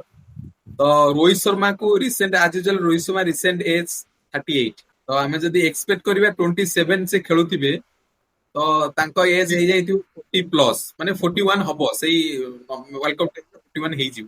ନେକ୍ସଟ ବିରାଟ କୋହଲି ଯଦି ଆମେ ଏକ୍ସପେକ୍ଟ କରିବା, ତ ବିରାଟ କୋହଲି ଠିକ ଅଛି, ବିରାଟ କୋହଲି 36 ଅଛି, 38। ବିରାଟ କୋହଲି ଆକ୍ଚୁଆଲି ଆମେ ଯୋଉ ଦେଖିବା, ବର୍ତ୍ତମାନ ବି ଏଇ ଏଜ ରେ ବି ସେ ଟପ୍ ଫିଟନେସ ରେ ଅଛି, ଟପ୍ ଫିଟନେସ୍ ଅଛି, one of the best fitness of recently India in the world cricket. In the recently Virat world. Kohli ଯୋଉ ୟୋୟୋ ଟେଷ୍ଟ ପାସ୍ କରିଛନ୍ତି, ସେଥିରେ ବି ତାଙ୍କର ଟପ୍ ମୋଷ୍ଟ ସ୍କୋର ଥିଲା ଆଜ compare to other Indian cricket players. ନାଇଁ ବିରାଟ କୋହଲି ଫିଟନେସ୍ ତ wise ପ୍ରଶ୍ନ ନାହିଁ, ସେ ତ 40+ ବି ବିରାଟ କୋହଲି ମେ ବି ତାଙ୍କ ଫିଟନେସ୍ ରେ ଯାଇପାରିବେ। ବାକି ରୋହିତ ଶର୍ମା ମେ ବି 41 ଟଫ୍ କଲ୍ ହବ ଇଣ୍ଡିଆ ପାଇଁ। ବାକି ରୋହିତ ଶର୍ମା ବହୁତ ବଡ କୋଚିଂ ଇଣ୍ଡିଆକୁ ପ୍ରୋଭାଇଡ କରି ଆସିଛନ୍ତି ବହୁତ ବର୍ଷ ହେଲା। ଯଦି ବିରାଟ କୋହଲି ରୋହିତ ଶର୍ମା ନିଜ ଏଣ୍ଡରୁ ଚାହୁଁଛନ୍ତି ଖେଳିବା ଲାଗି, ମୋ ମତରେ ତ ତାଙ୍କୁ ତାଙ୍କୁ ଚାନ୍ସ ଅଟକେଇବା, ଦେବା ତାଙ୍କୁ ଇଣ୍ଡିଆନ ଅଟକେଇବା ଟିମର ଉଚିତ।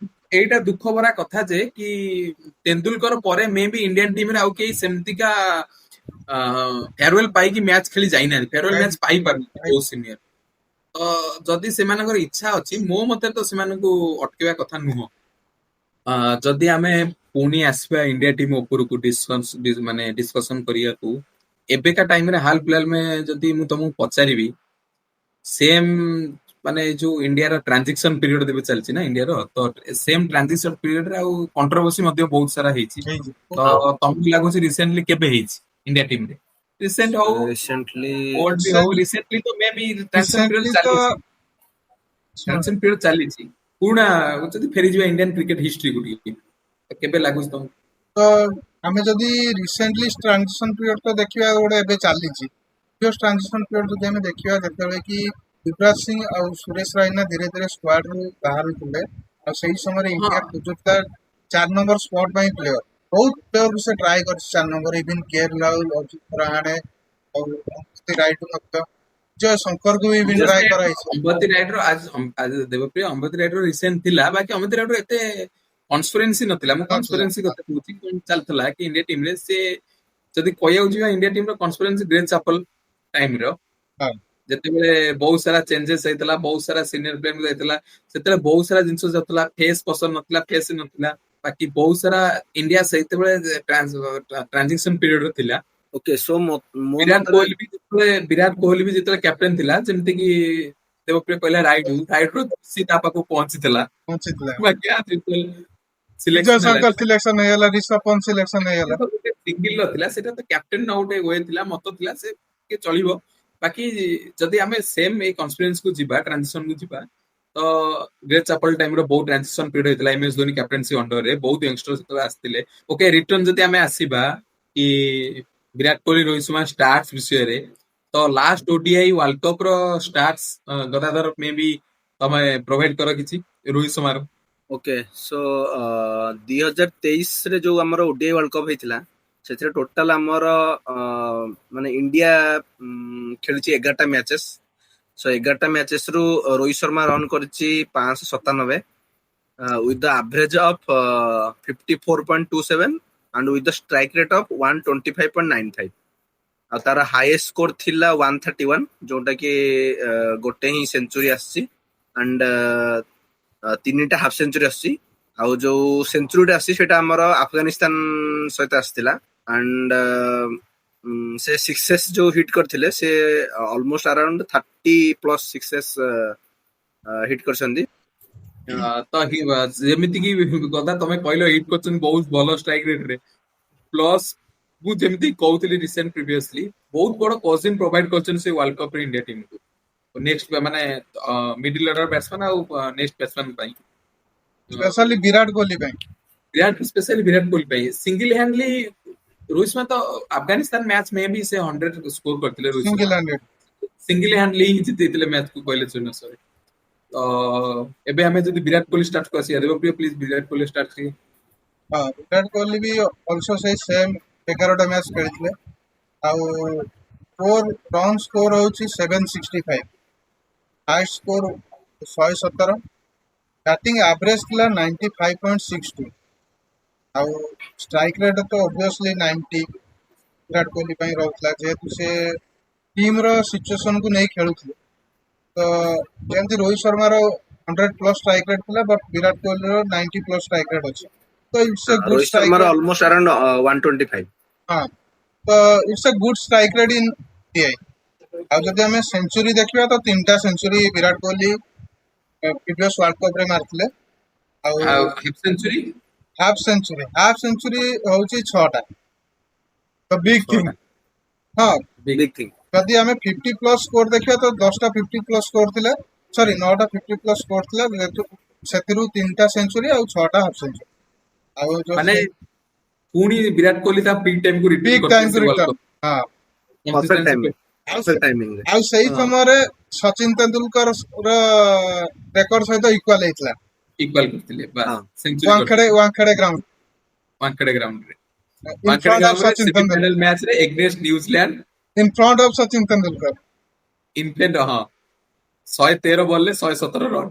ହଁ, ଆଉ ଦିଟା ସେଞ୍ଚୁରୀ ଆମେ ଯଦି ଯିବା, ସାଉଥ ଆଫ୍ରିକା ଏଗନେଷ୍ଟ ରେ 121 ବଲ ରେ 101 ରନ୍। 101 ରନ୍। ଆଉ ସେଇଟା ଟିକେ 121 ଟ୍ରିକି ପିଚ୍ ଥିଲା। 121 ବଲ ଏଥିପାଇଁ କି ଠିକ ୱିକେଟ ଠାକ ବଚେଇକି ସେଇ ଟାଇମରେ ଜିତିବାର ଥିଲା ମ୍ୟାଚ ଟାକୁ। Again old ground Kolkata ground ରେ। କଥା ଗ୍ରାଉଣ୍ଡ। ଯଦି ଆଉ ଗୋଟେ ସେଞ୍ଚୁରୀ କି ଆସିବା, ତ ପୁନେରେ ବାଂଲାଦେଶ ଏଗନେଷ୍ଟ ରେ controversy, 97 big controversy, wide controversy. 103 ହଁ, 103। ବାକି again come to the topic ତ ଆମେ ପୁଣି ରିଟର୍ନ ବି ସେଇ ନ୍ୟୁଜରେ ଆମେ ପହଞ୍ଚିବା। ତ ତମକୁ ମେ ବି ରୋହିତ ଶର୍ମା ସରି ମେ ବି ବିରାଟ କୋହଲି ଆଉ ଗୋଟେ ୱାର୍ଲଡ କପ୍ ଖେଳିକି ନେକ୍ସଟ ତାଙ୍କ 100ଟା ସେଞ୍ଚୁରୀ ପାଇଁ ଦେଖି ପାରନ୍ତି ଯଦି ତାଙ୍କ ୱେ କୁ ଯିବେ, ମାନେ ତାଙ୍କ ପରଫର୍ମାନ୍ସ ଦେଖିବାକୁ ଯିବେ। ମେ ବି ତ ସେ ଦେଖନ୍ତିନି, ବାକି ପୁଣି ରୋହିତ ଶର୍ମା ପାଇଁ ବହୁତ ଟଫ୍ ହବ।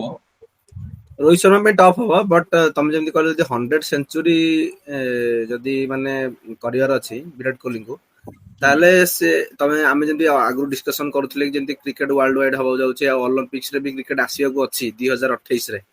ଓଡିଆଇ ତମ୍ ଯଦି ଚାନ୍ସ ମିଳିବ ତ ସିଏ ବି ଖେଳି ପାରନ୍ତି। ହଁ ଯଦି ତ ଓଡିଆଇ ସେଇ ଫର୍ମାଟ ରେ ହେଲା, ଓଡିଆଇ ଫର୍ମାଟ ରେ ଯଦି ଇଣ୍ଟ୍ରୋଡ୍ୟୁସ ହୁଏ କ୍ରିକେଟ ଆମର ଅଲିମ୍ପିକ୍ସ ରେ, ତ ମେ ବି ବିରାଟ କୋହଲି ଖେଳିକି ରିଟାୟାର ନେଇପାରନ୍ତି, ଏମିତି ବି କିଛି ଥାଏ। ଯଦି ଗୋଟେ ଏଇଟା ବି ଗୋଲ୍ଡ ମେଡାଲ ଇଣ୍ଡିଆକୁ ମିଳି ଯାଉଛି ଆଉ ତାପରେ ବିରାଟ ବାକି କୋହଲି ରୋହିତ ଶର୍ମା ପାଇଁ ବହୁତ ଟଫ୍ ହବ। ଟପ୍ ଯେମିତିକା ମାହୋଲ ଏବେ କ୍ରିଏଟ ହେଇଛି, ଜର୍ନାଲିଷ୍ଟ ମାନଙ୍କ ବି ଦୋଷ ଦବା ଠିକ ନୁହଁ କି କାହାର ବି ଦୋଷ ଦବା, କାହିଁକି ନା ସେ କାହାକୁ ପଚାରୁଛନ୍ତି, ସେ କାହାଠୁ ଇଏ କରୁଛନ୍ତି। ତ ଟିମରେ କ୍ରିଏଟ ସୂତ୍ରରୁ ହେଇଛି ଖବର ମିଳୁଛି। ହଁ, ହଁ। ଦେଖ ତ ଏଇ ସବୁ ଜିନିଷ ମନରେ ଆସିବା ସ୍ୱାଭାବିକ, ସେ ଜର୍ଣ୍ଣାଲିଜିମ ହଉ ବା ଜଣେ କ୍ରିକେଟ ଖେଳାଳିଙ୍କ ଭିତରେ ଆସିବା ସ୍ୱାଭାବିକ। କାରଣ ଦେଖ ଯେତେବେଳେ ଧୋନି କ୍ୟାପ୍ଟେନସି ଥିଲା 2011 ୱାର୍ଲଡ କପ୍ ସାରିଲା ପରେ, ତାର ମାନେ ଇଣ୍ଡିଆର ମାନେ ଭଲ ଭଲ ପ୍ଲେୟାର ଯେମିତି କି ସେହବାଗ ହେଇଗଲେ, ଗମ୍ଭୀର ହେଇଗଲେ, ତ ସେମାନଙ୍କୁ ବି ଡ୍ରପ୍ ହବାକୁ ପଡିଥିଲା। ତ ସେଇ ଭୟ ରହୁଛି କାଳେ ସିଲେକ୍ଟର୍ସ ମାନେ ସେମାନଙ୍କୁ ଡ୍ରପ୍ କରିଦେଇ ପାରନ୍ତି। ବଟ୍ ମୁଁ ଜଷ୍ଟ ଟିକେ ଇଣ୍ଟରପ୍ଟ ବାକି କରିବି କଥା ଧର, ଜଷ୍ଟ 2011 ୱାର୍ଲଡ କପ୍ କଥା ଯୋଉ ତମେ କହିଲ, ଆକ୍ଚୁଆଲି ସେଟା ଗୋଟେ ଗୁଡ ୱେରେ ଏଇଆ ଥିଲା କି ସେମାନେ ଅଲରେଡି ୱାର୍ଲଡ କପ୍ ଇଣ୍ଡିଆ ସେତେବେଳେ ୱାର୍ଲଡ କପ୍ ୱିନିଂ ଟିମ୍ ଥିଲା। ଆଉ ତାପରେ ହଁ ଜଣେ ଏକ୍ସପିରିଏନ୍ସ ପ୍ଲେୟର ରିଟର୍ନ ହଉଛି କି ଆଉ ତ ସେଟା ମୁଁ ଭାବୁଛି ଏତେ କଣ୍ଟ୍ରୋଭର୍ସି ହବା ଉଚିତ। ବଟ୍ ଯେହେତୁ ରିସେଣ୍ଟଲି 2023 ୱାର୍ଲଡ କପରେ ଇଣ୍ଡିଆ କୋଚ୍ କୁ ଯାଇ ପାରିଲାନି, ଆଉ ରୋହିତ ଶର୍ମାର ଯଦି ଆମେ ରିସେଣ୍ଟ ଷ୍ଟେଟମେଣ୍ଟ ବି ଦେଖିବା କି ବିରାଟ କୋହଲି ରିସେଣ୍ଟ ଷ୍ଟେଟମେଣ୍ଟ ବି ଦେଖିବା, ସେମାନଙ୍କର ଗୋଟେ ୱାର୍ଲଡ କପ୍ ବିରାଟ କୋହଲି ତ ଅଲରେଡି 2011 ୱାର୍ଲଡ କପ୍ କାହିଁକି ନା ଇଣ୍ଡିଆରେ ବେଶୀ ଟିକେ ଓଡିଆଇ ୱାର୍ଲଡ କପ୍ କୁ ବେଶୀ ନଜର ରଖନ୍ତି। ଏମ୍ଫାସାଇଜ କରନ୍ତି। ହଁ ଓଡିଆଇ ୱାର୍ଲଡ ଇଣ୍ଡିଆ କପ୍ ହେଇଗଲା, ବାକି ଅଷ୍ଟ୍ରେଲିଆ ହେଇଗଲା, ଏ ୱାର୍ଲଡ କପ୍ ବାକି କୁ ବେଶୀ ଯଦି ଆମେ ଏମ୍ଫାସାଇଜ ବିରାଟ କରନ୍ତି। କୋହଲିର ଆହୁରି ବି 2 ରୁ 3 ବର୍ଷ ଖେଳ ବାକି ଥିଲା। ଯଦି ଆମେ ଦେଖିବାକୁ ଏବେ ଯିବା, ବି ଯେତେ ଅଛି। ସମୟ ବିସିସିଆଇ ଫୋର୍ସ କଲା, ଗୌତମ ଗମ୍ଭୀର ଫୋର୍ସ କଲା କି କି ଅଜିତ ଅଗରକର ଫୋର୍ସ କଲେ, ସ୍କିପ୍ ଇଟ୍, ମାନେ ଯୋଉ ପର୍ଯ୍ୟନ୍ତ ସେ ଗୋଟେ ସିନିୟର ମୋଷ୍ଟ ପ୍ଲେୟାର, ଯୋଉ ପର୍ଯ୍ୟନ୍ତ ଇଣ୍ଟରନାଲ ଇଚ୍ଛା ନାହିଁ, ବାସ୍ ମୁଁ ଏବେ ଅଟକୁଛି, ଇଚ୍ଛା ହେଇନି, ସେ ପର୍ଯ୍ୟନ୍ତ ସେ ବି ରିଟାୟାର୍ଡ ନବା ମାନେ ପସିବଲ ଉଚିତ ନୁହଁ କି ନଥିଲା। ସେମାନେ ଫୋର୍ସ କରିଥିବେ। ନାଇଁ ଏମିତି ବି ହେଇଥାଇପାରେ, କିଛି ତ ନଚ୍ ଥିବ, ନଚ୍ ନଥିଲେ କେବେ ବି ରିଟାୟାରମେଣ୍ଟ ଆସିବନି। କାହିଁକି ନା ଯୋଉ ବନ୍ଧୁକୁ ଏତେ ମାନେ ଭଲ ପାଇବା ଦଉଥିଲେ, ୱାର୍ଲଡ ରେ ଭଲ ପାଇବା ଦଉଥିଲେ, ତ ସିଏ 10,000 ରନ୍ ଛାଡିଦବା ଏତେ ପାଖକୁ ଯାଇ ଗୋଟେ ଟଫ୍ କଲ୍ ଥିଲା। Tough call. ସମଥିଙ୍ଗ ବାକି ପ୍ରୋବ୍ଲେମ କଣ ହଉଥିଲା ନା ଦେବପ୍ରିୟ, ଇଣ୍ଡିଆ ଟିମ୍ ବିରାଟ କୋହଲି ଠୁ ଅଧିକ ଏକ୍ସପେକ୍ଟ କରିସାରିଥିଲା କରିସାର। ଅଲରେଡି। କୋହଲି ତା ଲେବୁଲ ଅଧିକ ନେଇ ସାରିଥିଲା। ତ ଇଣ୍ଡିଆ ସେଇଟା କ୍ଲିକ କରୁନଥିଲା କି ବିରାଟ କୋହଲି 50 ରନ୍ କରି ଆଉଟ ହେଇଯିବ କି 60 run. Virat Kohli 40 plus run କଲା କି 30 ପ୍ଲସ କଲା ମାନେ ସେ 100। ତ ଇଣ୍ଡିଆ ଏଇଟା ହିଁ କନସିଡର କରୁଥିଲା, ତ ସେଥିଲାଗି ବିରାଟ କୋହଲି ବହୁତ ଆଉ ସିଏ ବି ପ୍ରୋବ୍ଲେମ 100 ବଡ ବଡ 100। Hundred hundred. ବିରାଟ କୋହଲିର ଯଦି ଆମେ ଟେଷ୍ଟ ଦେଖିବା, ଆଇ ଥିଙ୍କ 7ଟା ଡବଲ 100 ଅଛି, ଇଫ୍ ଆଇ ଏମ୍ ନଟ୍ ରଙ୍ଗ, 7ଟା ଡବଲ 100 ଅଛି। ଓକେ, ଯାହା ହବାର ଥିଲା ଅଲରେଡି ସୋ ହେଇସାରିଛି। ରିସେଣ୍ଟ ଡେଜ ରେ ଆମର ଯୋଉ ବାୟୋଲେଟରାଲ ସିରିଜ ହେଇଥିଲା ଆମର ଇଂଲଣ୍ଡ ସହିତ, ଯୋଉଟା କି କଟକରେ ବି ଗୋଟେ ମ୍ୟାଚ ହେଇଥିଲା, ଯୋଉଥିରେ କି ରୋହିତ ଶର୍ମା 100 କରିଥିଲେ, ବିରାଟ କୋହଲି ବି ସେଇ ସିରିଜ ରେ ଭଲ ସ୍କୋର କରିଥିଲେ। ପରଫରମାନ୍ସ କଟକରେ ସ୍କୋର କରିନଥିଲେ, ଆଉଟ ହେଇଯାଇଥିଲେ, ବଟ୍ 3ଟା ମ୍ୟାଚ ସିରିଜ ଥିଲା, ବାକି 2ଟା ମ୍ୟାଚରେ ଆଇ ଥିଙ୍କ ଭଲ ସ୍କୋର କରିଥିଲେ। ଭଲ ସ୍କୋର କରିଥିଲେ। ଏବେ ଯେହେତୁ ସେମାନେ ଓନ୍ଲି ଫୋକସ କରିବେ ଓଡିଆଇ କ୍ରିକେଟ ଉପରେ, ତ ରିସେଣ୍ଟ ଡେଜ ରେ ସେମାନଙ୍କ ପରଫରମାନ୍ସ ଠିକ ଅଛି, ବଟ୍ ସେଇ ଜିନିଷ ପୁଣି ଆସିଯିବ କି 2027 ଟ୍ରାନଜିସନ ପର୍ଯ୍ୟନ୍ତ ପିରିୟଡ, ସେମାନଙ୍କର ଟ୍ରାନଜିସନ ପିରିୟଡ। ବାକି ବିରାଟ କୋହଲି ପାଇଁ ତ ଟ୍ରାନଜିସନ ପିରିୟଡ ତ ବିରାଟ କୋହଲି ତ ଅନଫିଟ ପ୍ଲେୟାର ନଥିଲେ, ନା ୱାର୍ଲଡ ର one of the top fitness player ଥିଲେ। ଏବେ ବାକି ବି ଅଛି। ସେମ ଟ୍ରାନଜିସନ ବିରାଟ କୋହଲି କି ଆଉଟସାଇଡ ଅଫ ବଲ୍ ହିଁ ନେଇ ପଳେଇଲା ତାଙ୍କ ରିଟାୟାରମେଣ୍ଟ ଟେଷ୍ଟ ର, ଦ୍ୟାଟ ଟୁ ଅଷ୍ଟ୍ରେଲିଆ ଟୁର। କାରଣ ଏତେ ହାଇପ ହେଇଗଲା ସେ ବଲ ଆଉଟସାଇଡ ଅଫ କରିକି ବିରାଟ କୋହଲି ବହୁତ ମେସେଜ, ଏମିତି ନୁହଁ କି ମେସେଜ ଦେଖୁନଥିବ, ନିହାତି ତ ମେସେଜ ଆଟଲିଷ୍ଟ ନଜର ପଡୁଥିବ, ଏତେ ମେସେଜ ସ୍ପିନ୍। ବାକି ଇଂଲଣ୍ଡ ତ ଖେଳିବାର ଥିଲା ସେମାନଙ୍କୁ, ଇଂଲଣ୍ଡ ଖେଳିବା ବହୁତ ଇଣ୍ଟରେଷ୍ଟେଡ ବି ଥିଲେ ସେମାନେ। ଏଇଠି ଗୋଟେ ପଏଣ୍ଟ ଅଛି କି ଯଦି ଆମେ ଦେଖିବାକୁ ଯିବା, ପ୍ଲସ ପଏଣ୍ଟ ଗୋଟା ହେଲା କେ ଏଲ ରାହୁଲ ପାଇଁ, କାହିଁକି ନା କେଏଲ ବହୁତ ଭଲ ପରଫର୍ମାନ୍ସ ଦଉଥିଲା, ସେ ୱିଥ ସ୍ୟାଡୋ ରେ ରହିଯାଉଥିଲା। ବାକି ମିଡିଲ ଅର୍ଡରରେ କେତେବେଳେ ପୁଣି କେତେବେଳେ ଓପନିଂ ରେ, ତ ତା ପାଇଁ ଗୋଟେ ପରଫେକ୍ଟ ପ୍ଲେସ ନଥିଲା। ସିନିୟର ମାନଙ୍କ ସ୍ୟାଡୋ ରେ ବି ରହିଯାଉଥିଲା ନା। ମତେ ତ ଏଥର ଇଂଲଣ୍ଡ ଟୁରରେ ଲାଗିଲା କି ଲୁଇସ୍ କେଏଲ ରାହୁଲର ସେ ଯୋଉ ସିଲେକ୍ସନ ନ ହବାର ଭୟଟା ବାହାରି ଯାଇଥିଲା, ବିନ୍ଦାସରେ ସେ ଖେଳୁଥିଲା ଚାଲିଥିଲେ। କେଏଲ ରାହୁଲ ଭଲ ଭାବରେ ପହଞ୍ଚି ଦେଇଥିଲେ ନା, ତ କେଏଲ ରାହୁଲ ଗୋଟେ ପ୍ଲସ ପଏଣ୍ଟ। ବାକି ବହୁତ ନେଗେଟିଭ ଅବଭିୟସଲି ଇଣ୍ଡିଆ ଟିମକୁ ଆମେ କିଛି ବି ଜାଣିବାନି କି ବିରାଟ କୋହଲି ରୋହିତ ଶର୍ମା ରିଟାୟାର୍ଡ କଣ ପାଇଁ ନେଲେ, ସେମାନଙ୍କ ପାଇଁ ବିସିସିଆଇ ପାଇଁ, ଗୌତମ ଗମ୍ଭୀର ପାଇଁ ବଗେରା ବଗେରା। ବାକି ବିରାଟ କୋହଲିର ତ ବହୁତ ଟାଇମ ପାଇଁ 2 ବର୍ଷ, ଲାଷ୍ଟ 2 ବର୍ଷ 3 ବର୍ଷ ଖେଳ ବଞ୍ଚୁଥିଲା, ଆଉ ଗୋଟେ WTC ସର୍କଲ ବନୁଥିଲା ବିରାଟ କୋହଲି ପାଇଁ। ବାରମ୍ବାର କିଛି କିଛି ରେ ମେ ବି ଏଇ ଯେବେ ଯଦି ଆମେ ଲେଜେଣ୍ଡ କାଟାଗୋରୀ କାଉଣ୍ଟ କରିବା, ଯେବେ ତେନ୍ଦୁଲକର, ସୌରଭ ଗାଙ୍ଗୁଲି, ବୀରେନ୍ଦ୍ର ସେହବାଗ, ୟୁବରାଜ ସିଂ ଏଙ୍କ ଏରା ପରେ world cup 2011 winning world cup ଏରା ପରେ ବହୁତ ଜଣ ବିରାଟ କୋହଲି ଦେଖିବା ପାଇଁ ହିଁ ଖେଳ ବହୁତ ଜଣ ଦେଖିଛନ୍ତି, ବାସ୍ ଦେଖିଛନ୍ତି। ତ ସେ ଗୋଟେ ଠିକ କଥା। ଗୋଲ୍ଡେନ ଏରା ପ୍ରୋଭାଇଡ ବି ମଧ୍ୟ ତାପରେ କରିଛି। ପ୍ଲସ ରୋହିତ ଶର୍ମା ଥିଲା, ପ୍ଲସ ତା ସହିତ MS ଧୋନି ବି ବହୁତ କୋଶ୍ଚିନ୍ ପ୍ରୋଭାଇଡ କରି 2018 ଯାଏଁ। ମଝିରେ ତ କିଛି ବର୍ଷ ପାଇଁ MS ଧୋନି, ରୋହିତ ଶର୍ମା, କୋହଲି ପାଇଁ ହିଁ ଟିମ୍, ଏମିତି ତ ନୁହଁ ପ୍ରପର ସେମାନଙ୍କୁ ଗୋଟେ ପିନ୍ ଆଉଟ୍ ଆଉ କେହି ନୁହଁ ସେମିତି ନୁହଁ, ବାକି ଏମାନେ କ୍ରାଉଡ ପୁଲର ଥିଲେ 3 ଜଣ। ଆଉ ତ ଗୋଟେ ତା ସହିତ ନାଁ ଯୋଡିଆ ହଉଛି Shikhar Dhawan. Shikhar Dhawan obviously champions trophy ଭାଇ Shikhar Dhawan performance championship debut next ପୁଣି 3 ବର୍ଷ ତ ଓପନିଂ ହିଁ 3 ଜଣ ହିଁ ମ୍ୟାଚ ଜିତୁଥିଲେ Indian under MS Dhoni captaincy. Shikhar Dhawan, Rohit Sharma 100, Virat Kohli 100, continuous 100 performance wise ସବୁ 3 ଜଣ ହିଁ ଜିତଉଥିଲେ। ଆଜ ୟୁଜୁଆଲ ଇଣ୍ଡିଆ ଟିମ ର ଏଇଟା ମାନେ ପୁଅର ଲକ୍ କି ତେନ୍ଦୁଲକର ପରେ ଆଉ କେହି ବି ସେମିତି ଫେରୱେଲ ପାଇଲେନି, କେହି ବି ନୁହଁ। ବାକି ମୁଁ ତ ମୋ ତେନ୍ଦୁଲକର ପରେ ଜଣେ ପାଇଥିଲେ ଆଶିଷ ନେହରା, ଆଶିଷ ନେହରା ଆଶିଷ ନେହରା, ସେ ବି ପୁଣି ହୋମ ଗ୍ରାଉଣ୍ଡ ରେ। ହୋମ ହଁ, ଗ୍ରାଉଣ୍ଡ। ବାକି ସେ ୱେରେ ନୁହଁ ନା, ମାନେ ଗୋଟେ ଲିଜେଣ୍ଡ। ହଁ ଅବଭିୟସଲି ଆଶିଷ ନେହରା ପାଇଛନ୍ତି, କିନ୍ତୁ ଲିଜେଣ୍ଡ କାଟାଗୋରୀ ପ୍ଲେୟାର ମାନେ ବେଶୀ ଟିକେ ପାଇପାରିଲେନି। ତ ମୁଁ ତ ଚାହିଁବି ଆଉ ବିରାଟ ମେନ୍ କୋହଲି, ଟେଷ୍ଟ ଶର୍ମା ଟେଷ୍ଟ ପାଆନ୍ତୁ ବୋଲି ଯୋଉ ଫେରୱେଲ ଟା। ଟିକେ ଯୋଉ ରିଟାୟାରମେଣ୍ଟ ଟେଷ୍ଟ ଯୋଉ ଭଳିଆ ତେନ୍ଦୁଲକରକୁ ମିଳିଥିଲା ୱାଙ୍ଖେଡେରେ, ସେଇଭଳିଆ ମାର୍କେଟରେ ମିଳିବାର ଥିଲା। ବାକି ମିଳିବାର ଥିଲା ଲେଜେଣ୍ଡ ବିରାଟ ମିଳିବାର ଥିଲା। ବିରାଟ କୋହଲି ହେଇଗଲା, ରୋହିତ ଶର୍ମା ହେଇଗଲା, ରୋହିତ ଶର୍ମା ପାଇଁ ରାହାଣେ ବି ଟେଷ୍ଟ ଇଭିନ୍। ନାଇଁ, ରୋହିତ ଶର୍ମା ପାଇଁ ମେ ବି ଟେଷ୍ଟ ଟିକେ ରୋହିତ ଶର୍ମା ଟିକେ ଲେଟ ରେ ଟେଷ୍ଟ କ୍ୟାରିୟର ଷ୍ଟାର୍ଟ କରିଥିଲେ। ଆଉ ଯଦି ବ୍ୟାଟ୍ସମ୍ୟାନ ୱାଇଜ ଦେଖିବାକୁ ଯିବା ବି ରୋହିତ ଶର୍ମା ମେ ବି T20 ରେ ବେଶୀ ଡିଜର୍ଭ କରନ୍ତି, କାରଣ ସେ 9ଟା T20 ୱାର୍ଲଡ କପ୍ ଖେଳିଥିଲେ। ହଁ ରୋହିତ ଶର୍ମା ବହୁତ ଡିଜର୍ଭ କରିଥିଲେ। ବାକି ୱାର୍ଲଡ କପ୍ ଟେଷ୍ଟ ପାଇଁ ତ ମୁଁ ତ ପ୍ରିଫର କରିବି ବିରାଟ କୋହଲି ବହୁତ ଡିଜର୍ଭ କରନ୍ତି, ଆଉ ODI ରେ ବି ବହୁତ ତାଙ୍କ ଡିଜର୍ଭ କରନ୍ତି। ପ୍ରୀତିଶ ଟିକେ ଖାଲି ତମେ ଯୋଉ ରୋହିତ ଶର୍ମାର ଟେଷ୍ଟ କ୍ୟାରିୟର କଥା କହିଲ, ଆକ୍ଚୁଆଲି ରୋହିତ ଶର୍ମା ଟେଷ୍ଟ କ୍ୟାରିୟରରେ ଆଇ ଥିଙ୍କ 5 ନମ୍ବର 6 ନମ୍ବର ଏଇ ବିଷୟରେ ଖେଳ ଷ୍ଟାର୍ଟ କରିଥିଲେ। ହଁ ଧୀରେ ଧୀରେ ଯେତେବେଳେ ମିଡିଲ ବିରାଟ ଅର୍ଡର। କୋହଲି କ୍ୟାପ୍ଟେନ୍ସି ଅଣ୍ଡରରେ ସେ ଟେଷ୍ଟ ଓପନିଂ ଷ୍ଟାର୍ଟ କଲେ। ଏଗେନ୍ ପୁଣି ରୋହିତ ଶର୍ମା ଓପନିଂ ଯିବାର ଯଦି ଆମେ କ୍ରେଡିଟ ଦବା, ଏଗେନ୍ MS ଧୋନି। ହଁ ବାକି ସେଇ ଟ୍ରାନଜିସନ ପିରିୟଡ, କଣ୍ଟ୍ରୋଭର୍ସି ଡିସିସନ ସେ ଡିସିସନ ଏବେ ବି ସେମିତି ଚାଲିଛି। ଚାଲିଛି। ତ ଯଦି ଆମେ ଦେଖିବାକୁ ଯିବା ଓପନିଂ ରେ ରୋହିତ ଶର୍ମା ବହୁତ ଲାଷ୍ଟ ବହୁତ ମ୍ୟାଚରେ ବହୁତ ଫ୍ଲପ୍ ହେଇଥିଲେ, ବହୁତ ସ୍କୋର କମ ଥିଲା। Shubman Gill is a good option for opening and SSC Jaiswal, sorry Shubman Gill କହିଲି, KL Rahul and SSC Jaiswal good ସେମାନେ ତ ଅପସନ। ରିସେଣ୍ଟଲି ଖେଳୁଥିଲେ ଇଂଲଣ୍ଡ ସିରିଜରେ, ଭଲ ବହୁତ ଭଲ ଭଲ ପରଫର୍ମାନ୍ସ କରିଥିଲେ। ହଁ ହଁ, ସେଇ ପରଫର୍ମାନ୍ସ ଆଉ ସିଲେକ୍ସନକୁ ନେଇକି ମୁଁ ଗୋଟେ କଥା କହିବି। ତ ଯେମିତି ଆମେ କଥା ହଉଥିଲେ କି ନାଇଁ ଏବେ ସିଲେକ୍ସନ ଭୟ ନାହିଁ KL ରାହୁଲ ପାଇଁ, ତ ସେଇଥିପାଇଁ ସେ ଭଲ ପରଫର୍ମାନ୍ସ କଲା। ତ ଅବଭିୟସଲି ସେ ଗୋଟେ ମାନେ ମାଇଣ୍ଡରେ ଗୋଟେ ଚାଲିବ ଯେ ନା ଟିମ୍ ମୋ ଉପରେ ନିର୍ଭର ମାନେ ଫେଥ୍ କରିଛି ଆଣ୍ଡ ମୁଁ ଭଲ ଖେଳିବି। ତ ସେମ୍ ସିଚୁଏସନ ହେଇଥିଲା ଆମର ସଞ୍ଜୁ ସାମସନ ସହ। ଯେମିତି ଆଗରୁ ସେ ଟିମ୍ କୁ ଆସେ ଆଣ୍ଡ ଗୋଟେ ଦିଟା ମ୍ୟାଚ ଖେଳିଲା ପରେ ସେ ତ ବହୁତ ଆଗରୁ ସେ କ୍ୟାରିୟର ଷ୍ଟାର୍ଟ କଲାଣି। ବଟ୍ ଜିନିଷ ହଉଛି କି ତାକୁ ସେଇ ଫେଥ୍ ବି ମାନେ ଟିମ୍ ଭରସା କରିପାରୁନଥିଲା, ତ ସେଥିପାଇଁ ଗୋଟେ ଦିଟା ମ୍ୟାଚ ଖେଳିକି ପୁଣି ଡ୍ରପ୍ କରିଦିଏ। ବଟ୍ ଏବେ ରିସେଣ୍ଟଲି T20 ରେ କଣ ହେଲା କି ଟିମ୍ ଯେହେତୁ ଭରସା କରିବା ଷ୍ଟାର୍ଟ କଲା, ଗୌତମ ଗମ୍ଭୀର ବେସିକଲି ଯେମିତି ଫେଥ୍ କଲା ସଞ୍ଜୁ ସାମସନ ଉପରେ, ତ ସେଥିପାଇଁ ସଞ୍ଜୁ ସାମସନ ବି ଯେମିତି ମାନେ ରିସେଣ୍ଟ ପିରିୟଡରେ ବହୁତ ଭଲ ସେଞ୍ଚୁରୀ କରିଛନ୍ତି।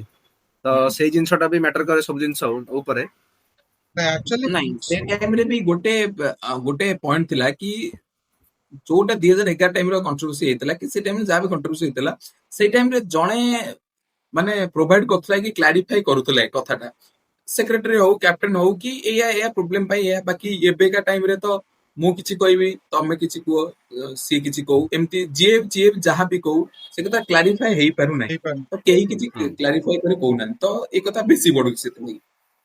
ନା ଡାଉଟ ଟା କ୍ରିଏଟ ହଉଛି କଣ ପାଇଁ ହେଲା। ହଁ ହୁଁ। ଡାଉଟ ଆଉ କ୍ରିଏଟ ହଉଛି ଆଉ ଡାଉଟ ଟା କେତେବେଳେ କ୍ଲିୟର ମାନେ ଡାଉଟ ଟା କ୍ଲିୟର ହେଇପାରୁନି ଡାଇରେକ୍ଟ ସିଲେକ୍ସନ ବେଳେ ତମ ନାଁଟା ଆସୁନି ହଁ। ଆସୁନି ଯୋଉଟା ବାକି କି ଗ୍ରେଟ୍ ପ୍ଲେୟାର ମାଇଣ୍ଡ ରେ ଚପଲ ବହୁତ ମାନେ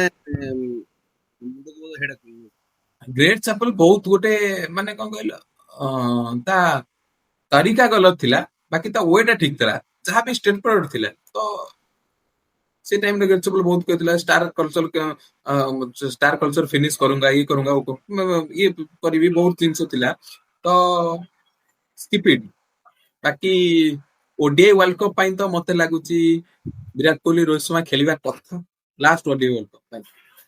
ବିରାଟ କୋହଲି ତ ମେ ଅଲମ୍ପିକ ଯଦି ଓଡିଆଇ ଫର୍ମରେ ହବ ତ ବିରାଟ କୋହଲି ତ ମୁଁ ସେଟା ପଛରେ ଅଛି ବଟ୍ ଆମର ହଁ ନାଇଁ ମୁଁ ବିରାଟ କୋହଲି କଥା କହୁଛି ନା ବିରାଟ କୋହଲି ପାଇଁ ଯଦି ଅଲମ୍ପିକ ଟା ଓଡିଆଇ ଫର୍ମରେ ହବ ମୁଁ ତ ଚାହିଁବି ବିରାଟ କୋହଲି ସେଇଟା ବି ଖେଳିକି ଯାଆନ୍ତୁ ବୋଲି ବାକି ରୋହିତ ଶର୍ମା ପାଇଁ ତ ଆଟଲିଷ୍ଟ ଏଇ ୱାର୍ଲଡ କପ୍ ଟା ଡିଜର୍ଭ କରୁଛନ୍ତି ସେ ଯେତେ ଏତେ ବର୍ଷ ଏତେ ପ୍ରୋଭାଇଡ କରିବା ପରେ ଇଣ୍ଡିଆ ପରେ ଏଇ ତ ହଁ ଏଇଟା ହିଁ ପଏଣ୍ଟ ବନୁଛି ତାଙ୍କୁ ଚାନ୍ସ ଦବାର ଅଛି ସିନିୟର ମାନଙ୍କୁ ଏମିତି ନୁହଁ କି 2 ବର୍ଷ 3 ବର୍ଷ ଏଗେନ୍ ବହୁତ ଜଣ କହୁଛନ୍ତି କି ଏମ ଏସ୍ ଧୋନି କି ସେ 2019 ୱାର୍ଲଡ କପ୍ ଖେଳିବାର ନଥିଲା ବାକି ଭାଇ team selector team coach team ବହୁତ ଜଣ ଡିସାଇଡ କରିବାକୁ ବି ଅଛନ୍ତି ଏଇ କଥାରେ ବି ସେମ୍ ସେ କଥାରେ ବି ସେମ୍ ତ ସିଏ ତ ଏମିତି ଏମ ଏସ୍ ଧୋନିକୁ ତାଙ୍କ ଚେହେରା ଦେଖିକି କି ଫ୍ୟୁଚର ଦେଖି ନେଇନାହାନ୍ତି ପରଫର୍ମାନ୍ସ ୱାଇଜ ସିଲେକ୍ସନ କରିଛନ୍ତି ଆଉ ଏମିତିରେ ବି ସେମିଫାଇନାଲ ଏମ ଏସ୍ ଧୋନି ଖରାପ ବି ଖେଳି ନଥିଲେ ତ ସେମ୍ ଡିସିସନ ଏଇ ରୋହିତ ଶର୍ମା ମେ ବି ଭଲ ପରଫର୍ମାନ୍ସ ଦେଇପାରନ୍ତି ବହୁତ ଭଲ ଦେଇପାରନ୍ତି ମେ ବି କଣ୍ଟ୍ରୋଭର୍ସି ଫସି ପାରନ୍ତି କିନ୍ତୁ ମୁଁ ତ ଚାହିଁବି ଆଜ ଏ କ୍ୟାପ୍ଟେନ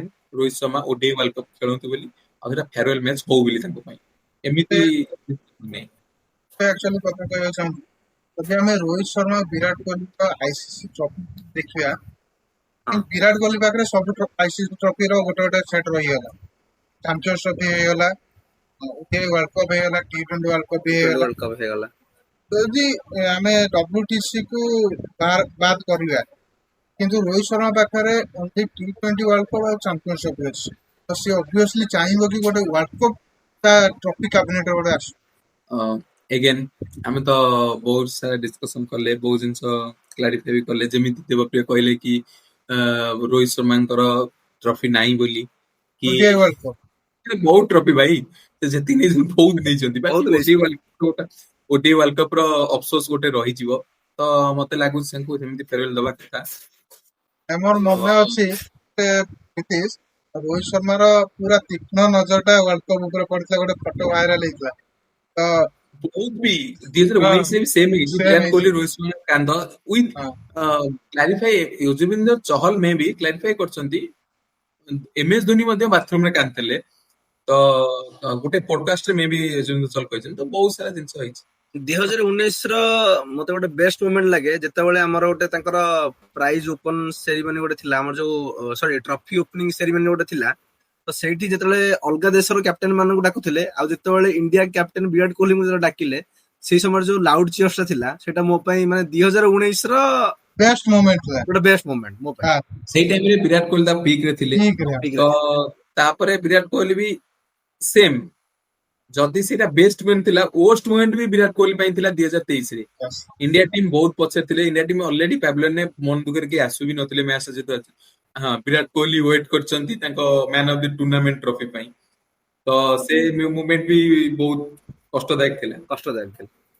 କାହିଁକିନା ଆଜ ଏ ଫ୍ୟାନ ହିସାବରେ ତ ସାମ୍ନାରେ ବହୁତ କଷ୍ଟଦାୟକ ଥିଲା କାହିଁକିନା ସାମ୍ନାରେ ୱାର୍ଲଡ କପ୍ ର ଟ୍ରଫି ଥୁଆ ହେଇଛି ଆଉ just man of the tournament ଟ୍ରଫିଟା ଧରିକି ଯିବା ଆଉ ୱାର୍ଲଡ କପ୍ କୁ ନ ଦେଖି ପାରିବା ସେଟା ଗୋଟେ ମାନେ କଷ୍ଟଟା ଜଷ୍ଟ ଆମେ ଇମାଜିନ କରୁଛୁ ବଟ ସେମାନେ ସାମ୍ନାରେ ରହିକି ଫିଲ୍ କରୁଛନ୍ତି ଓକେ ମୁଁ ବି ଆଉ ଗୋଟେ କଥା କହିବାକୁ ଚାହେଁ ଦର୍ଶକ ମାନଙ୍କୁ ବା ଆମର ଭିଉଅର୍ସ ମାନଙ୍କୁ 2023 ଫାଇନାଲ ଯୋଉଟା କି ମୁଁ ନିଜେ ଦେଖିବାକୁ ଯାଇଥିଲି ତ ଯେମିତି ମୁଁ କହିଲି କି 2019 ର ବେଷ୍ଟ ମୋମେଣ୍ଟ ଥିଲା ବିରାଟ କୋହଲିର ଯେତେବେଳେ ତାଙ୍କୁ ଡକାଗଲା ସେତେବେଳେ ଲାଉଡ ଚିୟର୍ସ ଥିଲା ତ 2023 ରେ ସେମିତି ମୁଁ ଯେହେତୁ ମାନେ ଗୋଟେ ଫାର୍ଷ୍ଟ ଟାଇମ ପାଇଁ ଆଗରୁ ଅବଶ୍ୟ ମୁଁ ଷ୍ଟାଡିୟମରେ କ୍ରିକେଟ ଦେଖିଛି ବଟ୍ ଫାର୍ଷ୍ଟ ଟାଇମ ପାଇଁ ୱାର୍ଲଡ କପ୍ ଦେଖିବାକୁ ଯାଇଥିଲି ସେ ବି ଫାଇନାଲ ତ ସେଇଟା ମୋ ପାଇଁ ବି ବେଷ୍ଟ ସିଏ ବି ପୁଣି ବେଷ୍ଟ ୱାର୍ଲଡ ର ମୋମେଣ୍ଟ ବଡ ଗ୍ରାଉଣ୍ଡ ହେଇଗଲା ସିଏ ବି ପୁଣି ୱାର୍ଲଡ ର ବାକି ବଡ again ଗ୍ରାଉଣ୍ଡ ପୁଣି ସେମ୍ ଜିନିଷ ଆମ ପାଇଁ ପନୋତି ହିଁ ଥିଲା କଥା ତ।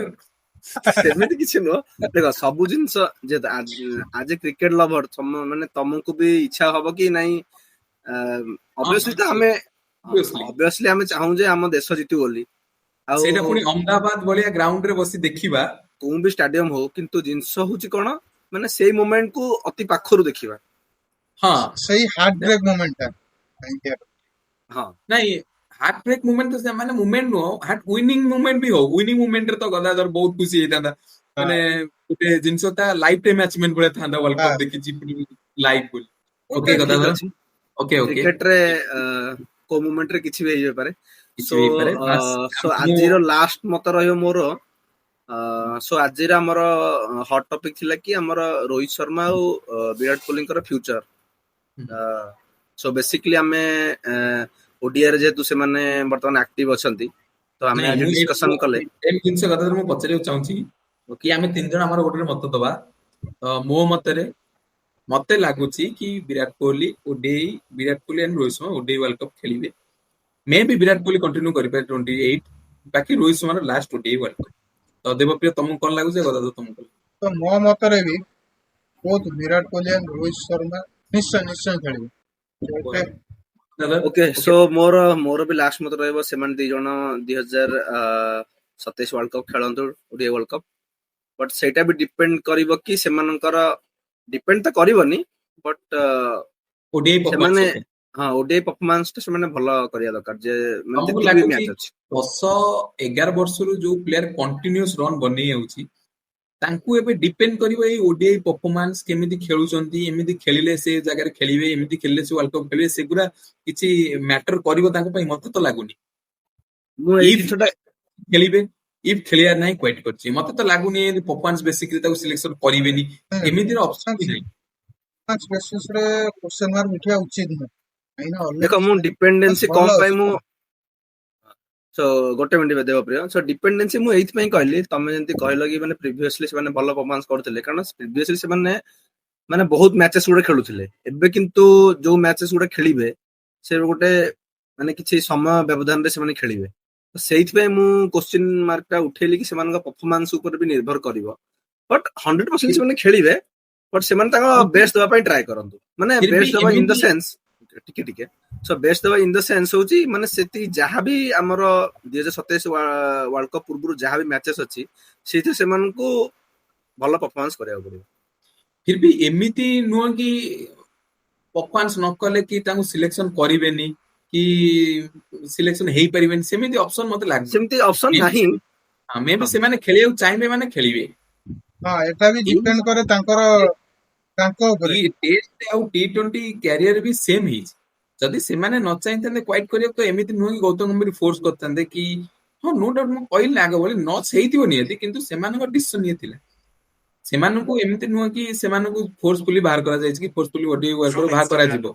ଓକେ, ତ ଆଉ ଗୋଟେ ମାନେ ସିଚୁଏସନ ବି ଆସିବ କଣ ନା, ଦେଖ ଯେମିତି T20 ୱାର୍ଲଡ କପ୍, ସରି ଟେଷ୍ଟରୁ ସେମାନେ ଯୋଉ ରିଟାୟାରମେଣ୍ଟ ନେଇଗଲେ, ଆଉ T20 ୱାର୍ଲଡ କପ୍ ପରେ ସେମାନେ ଯୋଉ ରିଟାୟାରମେଣ୍ଟ ନେଇଗଲେ, T20 ୱାର୍ଲଡ କପ୍ ଠିକ ଅଛି, T20 ୱାର୍ଲଡ କପ୍ ପରେ ସେମାନେ T20 ରୁ ଅବସର ହାଇ ନେଇଗଲେ। ନୋଟ ରିଟର୍ନ ନେଲେ।